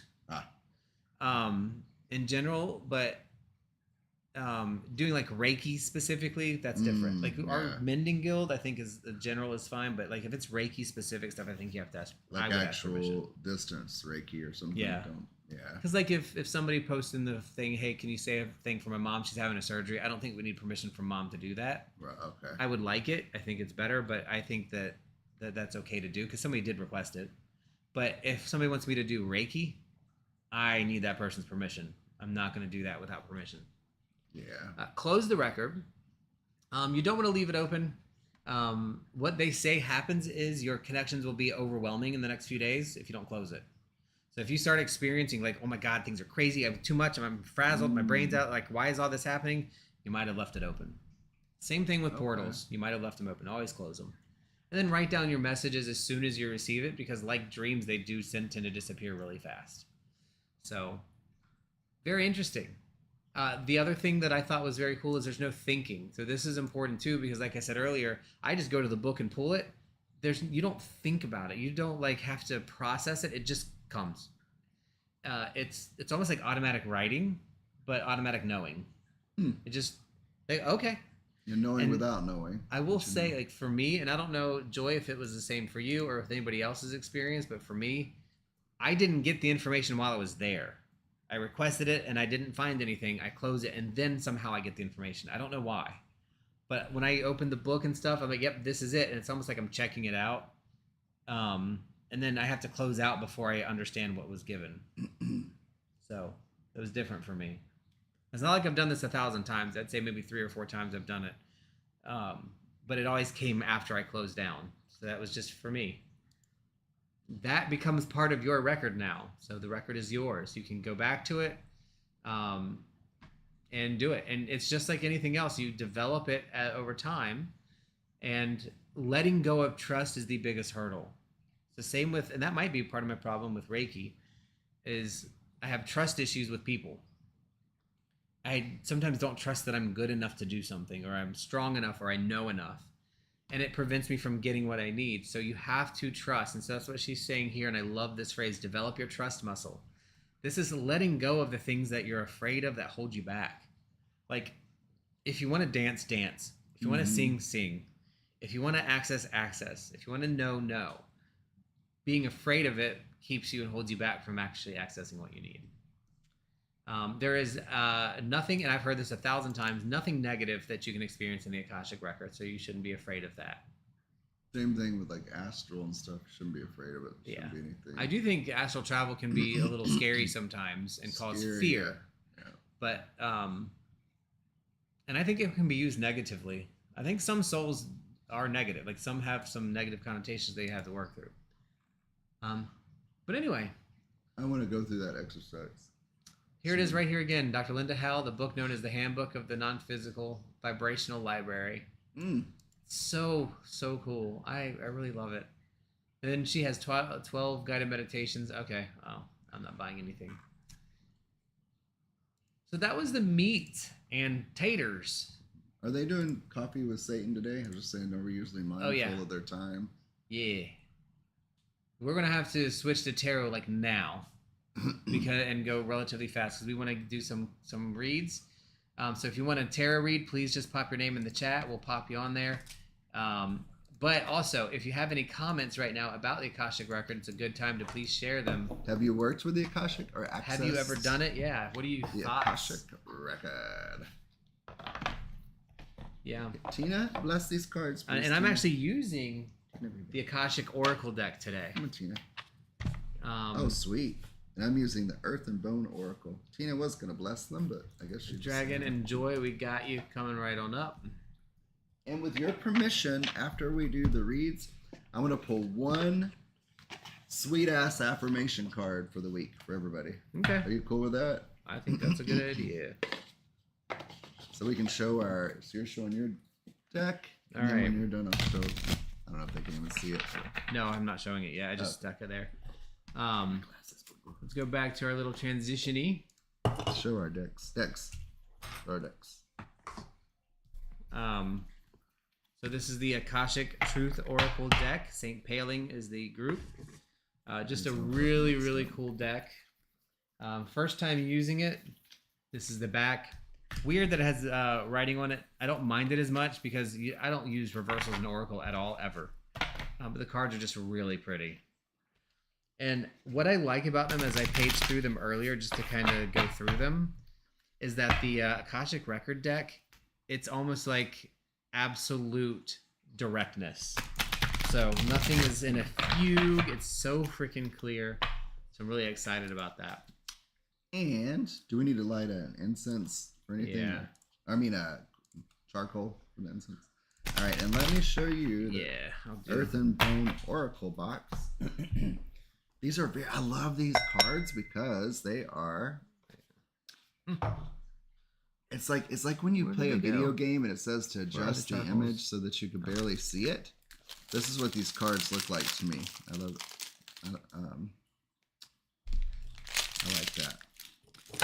And I'll show you in just a minute. Yeah, I just gotta light this real quick. Where's the? Oh, there it is, right here. Here's our little charcoal. We have red charcoal. It's so pretty.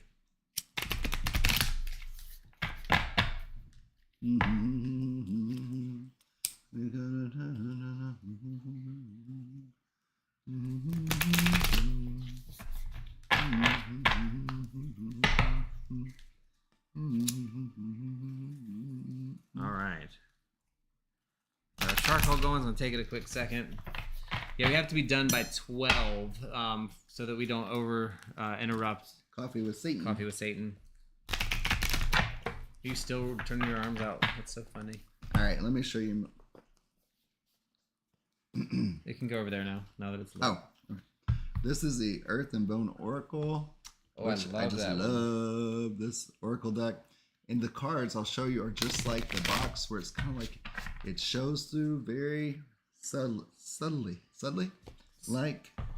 So that's Syrian Shadows, Earth and Bone Oracle. I got those a long time ago. This is definitely probably my favorite Oracle. Look how comfy this little girl is. So this is the back of the cards. It's like a skull and then skulls within the skull. So it's kind of cool. I have some artwork by him. And these are the actual cards, so it's very subdued. So it's nice. Oh, you know what I want to do? I was just thinking. And this week. What's that? In our Zen room, I think we should start taking some stuff down and clearing it out. Like what? Just to make it less junky. Yeah, I agree. I know you agree. You said it. And at the end, I'm going to pull one of these cards. It's their sweet-ass affirmation cards. Motivation for your creative maniac child. Absolutely, Tabati. For the week.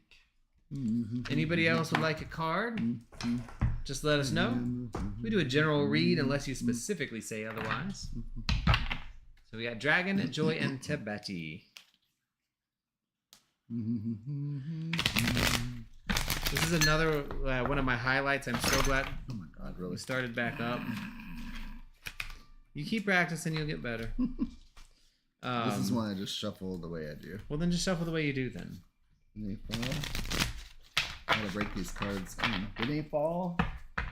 One fell on Tina and I put it back in. Thank you. See, you're doing this. Again. Like this is how I'm to do it? Yes. You don't even have to stress all your stuff up. Just leave your arms at your side. Like this. Yeah, just like this. And don't even think about it. Just flip them together. So funny. Gotcha. GC. GC. How about JC? JC. Who's first? Dragon. Dragon is first. What does dragon know from the earth and bones? I feel like Hajari today. Is that okay? Hajari and Sage. That's good. Hajari incense is a copal and benzoin kind of mix. It's so good. Gotta give it just another. Oh, your breath! I can smell it when you huffed. Aw, she needs a greenie. She does. Come on, Tina. Got him. What does dragon need to know? What does dragon need to know? I'm not gonna rush per se, but we're gonna hit them pretty hard, pretty fast, so that we can make sure that we get everybody in. I don't want to run into Adius's show. That would not be cool. It's pagan courtesy. Pagan courtesy. Magical courtesy. We got talking today, and I just got excited. It's good. I like that. Great discussion. That's that white rabbit drink, y'all. That's what got me hyper. It's the kratom. It's the kratom. I really do want to go through that exercised access. This is not a bag of food for y'all. They think it is. All right, let's get at least one. Frankincense. Ooh. Oh, I love frankincense. I love copal. All right, dragon. I'll have to do that. Does dragon need to know? Oh, that smells so good. All right. My eyes are so bad. Dragon. All right. So our Akashic card for Dragon is Soar. You're being asked to stop dimming your own light. Period. It's time for you to come out of the shadows and let your authentic self soar. Fly high.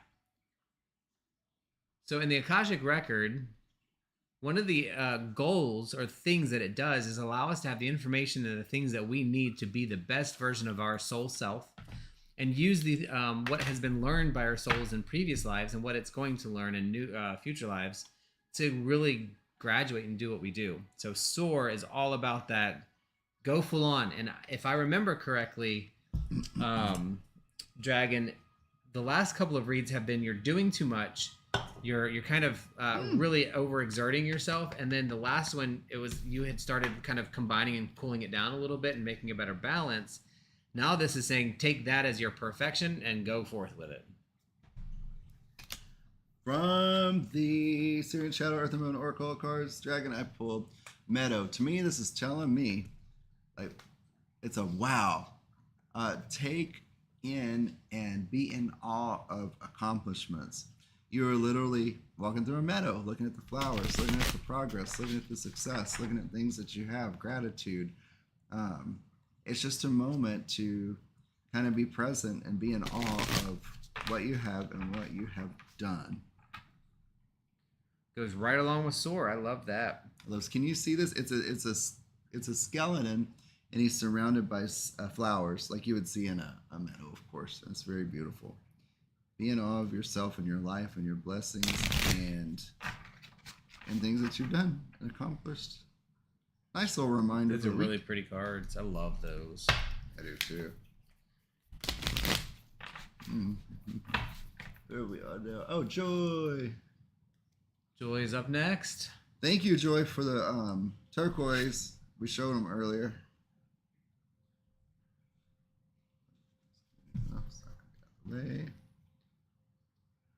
No, you won't. That's just what you do. All right, sir. Joy is the best one. She gave us turquoise. I love that sage. I need to probably cleanse again. Right, Joy. Your card is Break Free. You're being asked to break free from the tribe in order to live your authentic life. This isn't easy, but it's necessary. If you're going to share your true self with others, be brave and be real and be you. And trust that those around you who love you will always be there for you. So this is a really neat thought for me of breaking free, in a sense that I think you're doing that with your new training and new education, new process that you have going on. It's like you've taken it to the next level. There's a butterfly on here, and butterfly is really big about, transformation and elevation and going to the new and ascending and becoming. And so breaking free doesn't mean like, oh, I've got to get away, I'm being held by traps. We're breaking free into like our true thing. The chrysalis has opened. So very, very cool card there. These are really neat. The Akashic record cards? Yeah, that break free. It's going to stick together. Oh, come on now. Very cool. All right. Here we go again. You guys can see that I've shuffled these. So again, Joy, for you, I pulled a clarifier. Anytime I pull the same card over and over, I pull a clarifier. 42, the meadow card, look around at what you have, what you've done, your blessings, the blessings that you have given to others, and just be in awe and wonderment of those. And so to clarify, is there anything specific with this? I pulled 30, if I can see it, the prudence card. It says self-assurance, honesty, integrity, perceptiveness, clear-mindedness. And I think that goes along with being appreciative of the things, people, and events in your life, and how you've blessed others to, make no mistake that you do impact others. You are an impactful person, and you're so in tune with the universe and things around you. Yeah, butterfly needs a meadow. That's funny. Yeah, that you are, I think, in tune that way. So it is prudent to be aware of the things meadow. So that's really good. Self-assuredness. I don't know if you can. Yeah, you can kind of see this card. So she's a lady skeleton. Her dress is like a dark blue, black background, and she has scales and long flowing white hair. Nice. Prudence. Very cool. Cool. Let's see. Where's some other stuff? Dear Prudence. Is this where you're adding from or no? No. Oh, you got some. I just need to clear these. I mean, you can use those. We didn't talk about that. Oh, sweet. Yes, and Lynn just mentioned. I'm trying this thing that when I think about people, to immediately text or call them, even just take a couple of minutes from something I learned yesterday. So I did that earlier to Lynn, and she mentioned she'd like to come over and have a hangout, a swim day, and I said absolutely. Oh yeah. Reminds me of the Keith days from 3 or 4 years ago. They were just awesome. Our small family tribe group. Yeah, that was true. Truly, always an option for me. Tabati. I gotta print out those sheets again. Did you get Kelvin? Okay, Yeah. I see him. Yeah, he's on the list.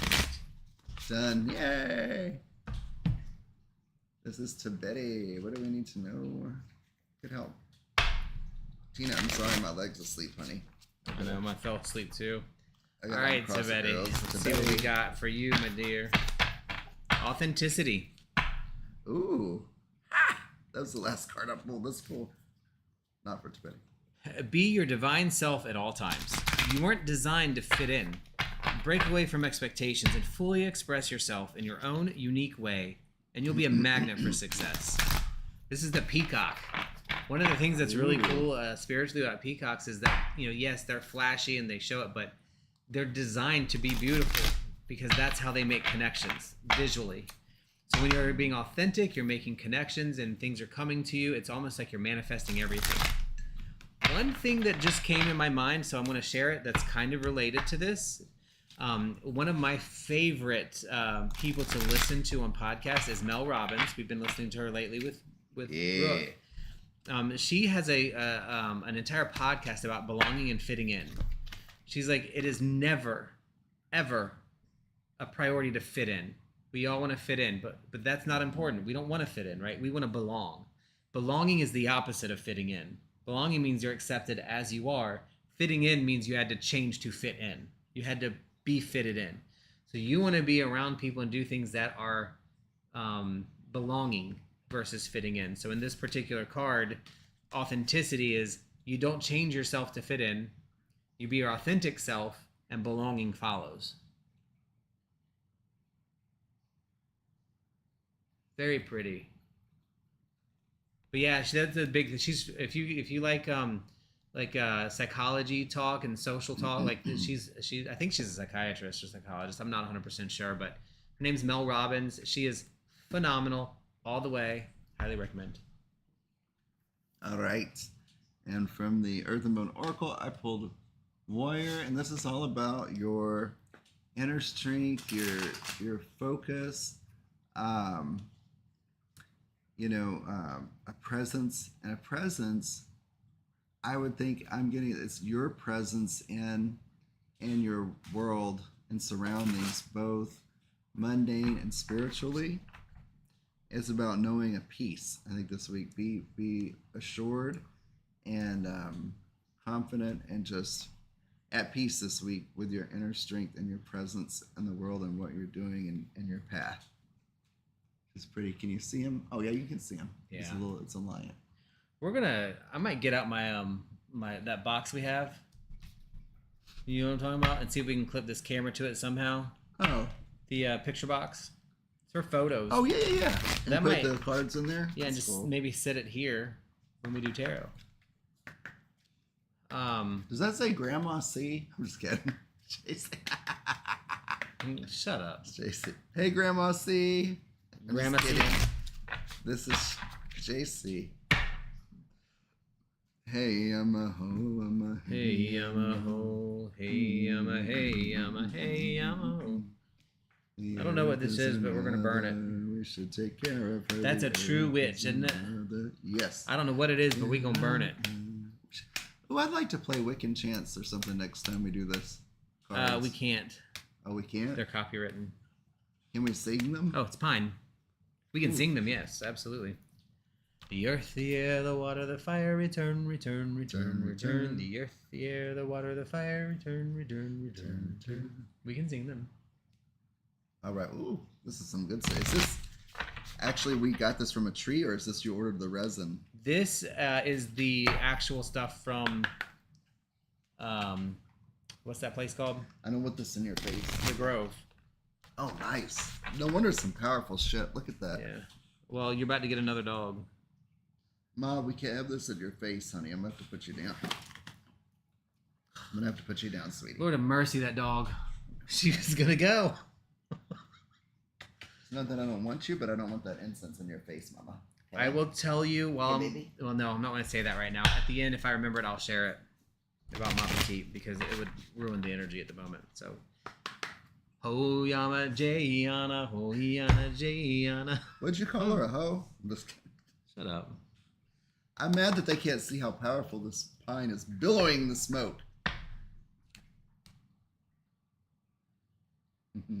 You good now? You can see yes. See that? That's some powerful witchy shit. We want to get this camera mounted somewhere like more appropriately. And I think that box, we're going to have to set a thing between us. We might have to move some things around. But, or we just set it here when we're doing the tarot part. Yeah, it's not pretty, but... We could do that, for sure. All right, Gianna. Release judgment. Why this feels like it's fitting for some reason. Release judgment. Holding on to judgment. I'm going to add something in there. Whether of yourself or others only clouds your vision. Release it. And see the world and your path with clearer eyes. So this is kind of like it looks like maybe a native individual who's part of the earth, and he's sitting there.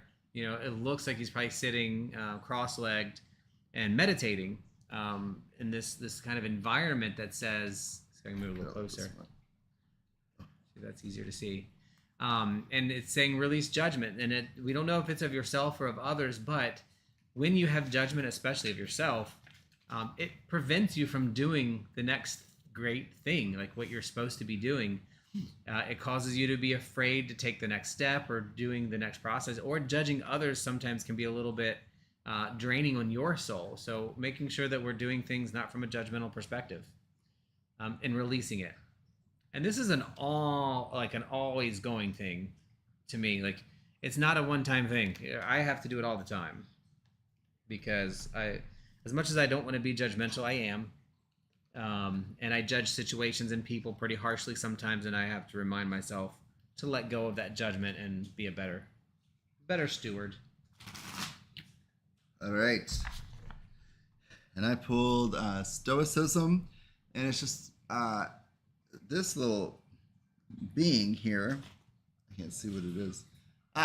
This being is embedded. It actually could be the tree. She looks like a part of the tree within the tree. And it's about grounding. It's about like standing firm. To me, this is saying stand firm. Don't question yourself. I don't know if there's something going on, but stand firm. You're grounded. You're doing the right things, and I don't know what else to say. Stand firm.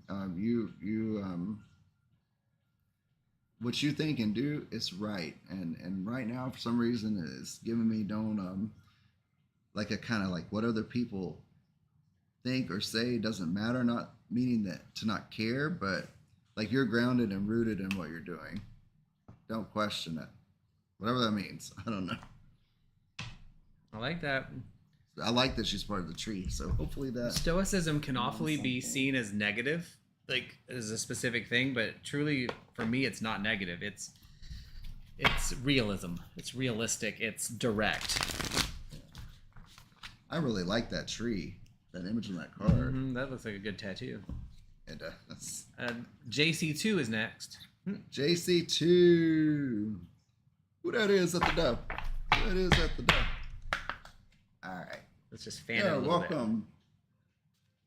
Bit. I really hope they can kind of see these cards because I can't see them very well either, and that's the purpose of it, and that's some beauty of these cards. Yeah, we're going to make some changes to that part of the process next week and see how it goes.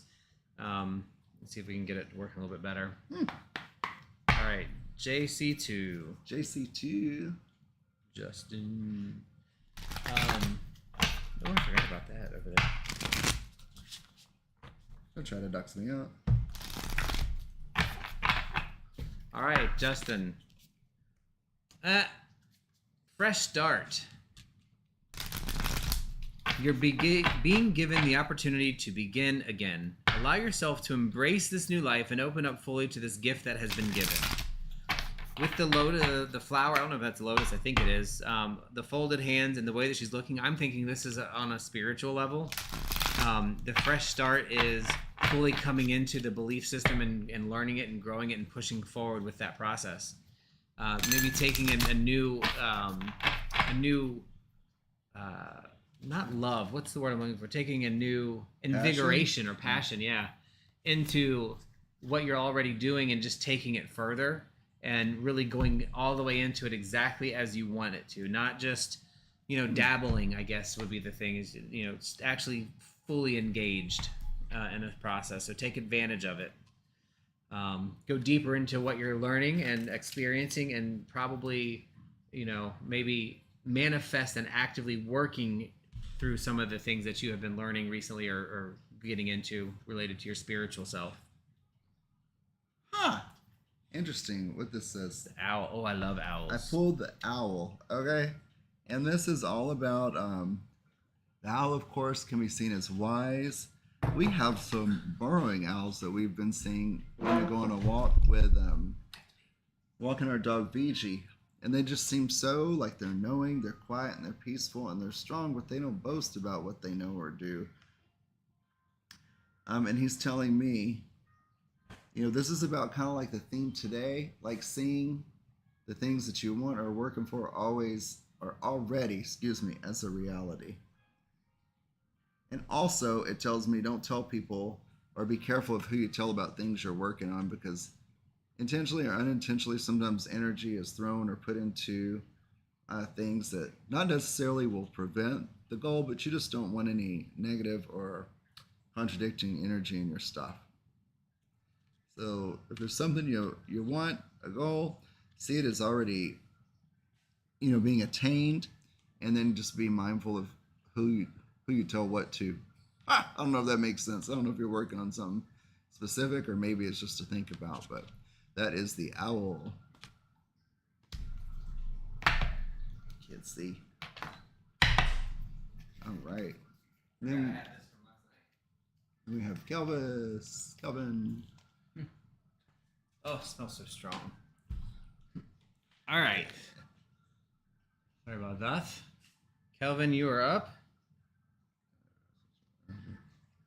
My owl was telling him, be careful if you're working on something, who you tell what to.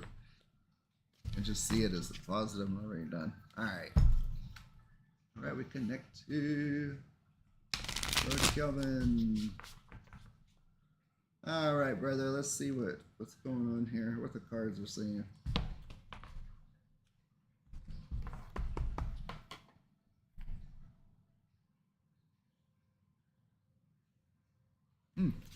Okay, let's see.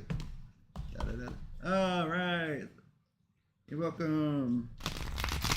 Be careful who you tell what to.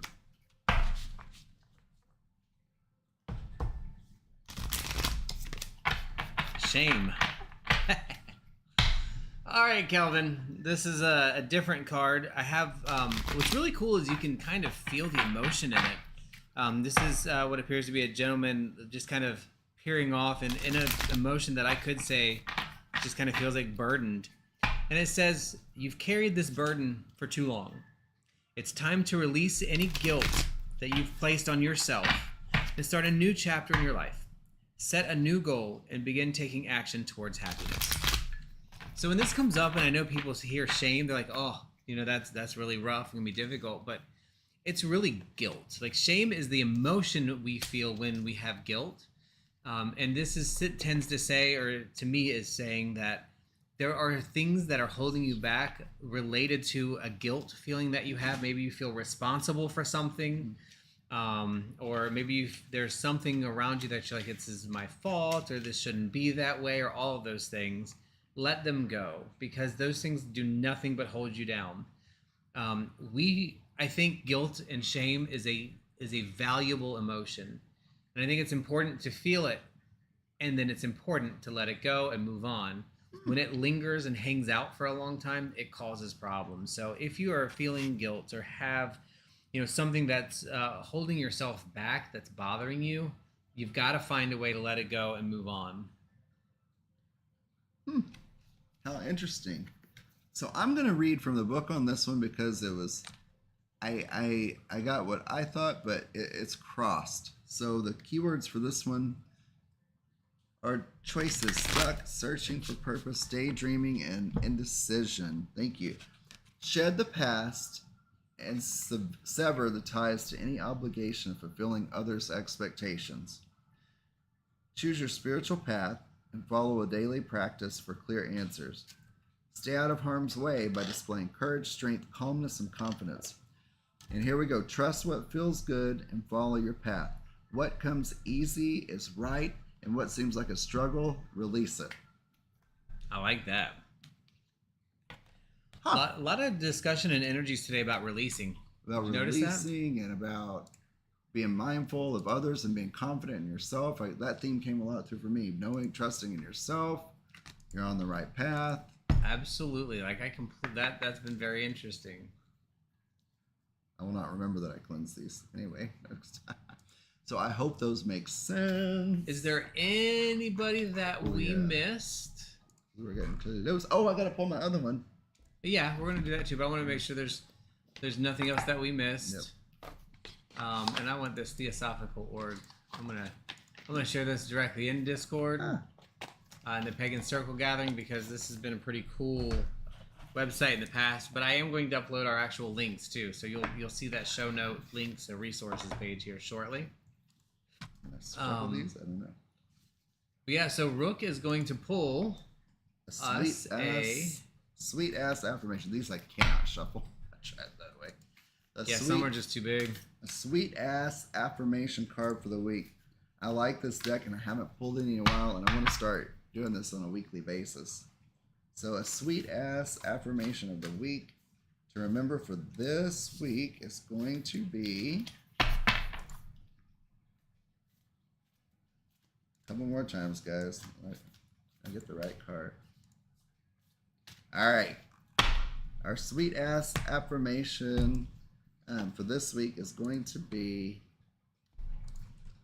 I am immortal through my creations and my influence. This goes along with our other theme. I am immortal through my creations and my influence. All right? Why settle for being a king when you can be a god? Why settle for watching someone else create their dreams when you can create your own? One day, you will physically expire, but this doesn't have to be the end of you. Everything you work on, create, and influence will continue to work, create, and influence after you jump ship. The world will absorb your flesh and become one with your sacred creations. What message do you want to leave? All right. I love it. This is something we've talked about, or you've brought up quite often. Yeah, we'll pull that and we put it up on our calendar so that we see it as we walk by. So it's really, really neat. We'll start doing this every week if you're okay with it. I like that. And then that's how we'll change them out. All right. Thank you very much. That was very, to me, very cool. I enjoyed that conversation. Yeah. And enjoyed pulling the cards today. I hope you got something out of it. And if this is a topic you want to hear more about, we can do multiple shows on theosophy and metaphysics, and different things, and Akashic record even. So let us know what topics you want to hear. And then we'll post in the show links, those resources, the pictures of the books are already in Pagan Circle Gathering. And yeah, any closing words? This was a great discussion today. Can you believe 2 hours? That seemed like 45 minutes. Thank you all for taking time to stop by and spending part of your Sunday with us. Can't believe it's 2 hours. Have a great week. You're on the right path. Look at yourself. You're strong and beautiful. And have a great week. Yep. Thanks. Have a great week. Love you all. Love you. Yeah.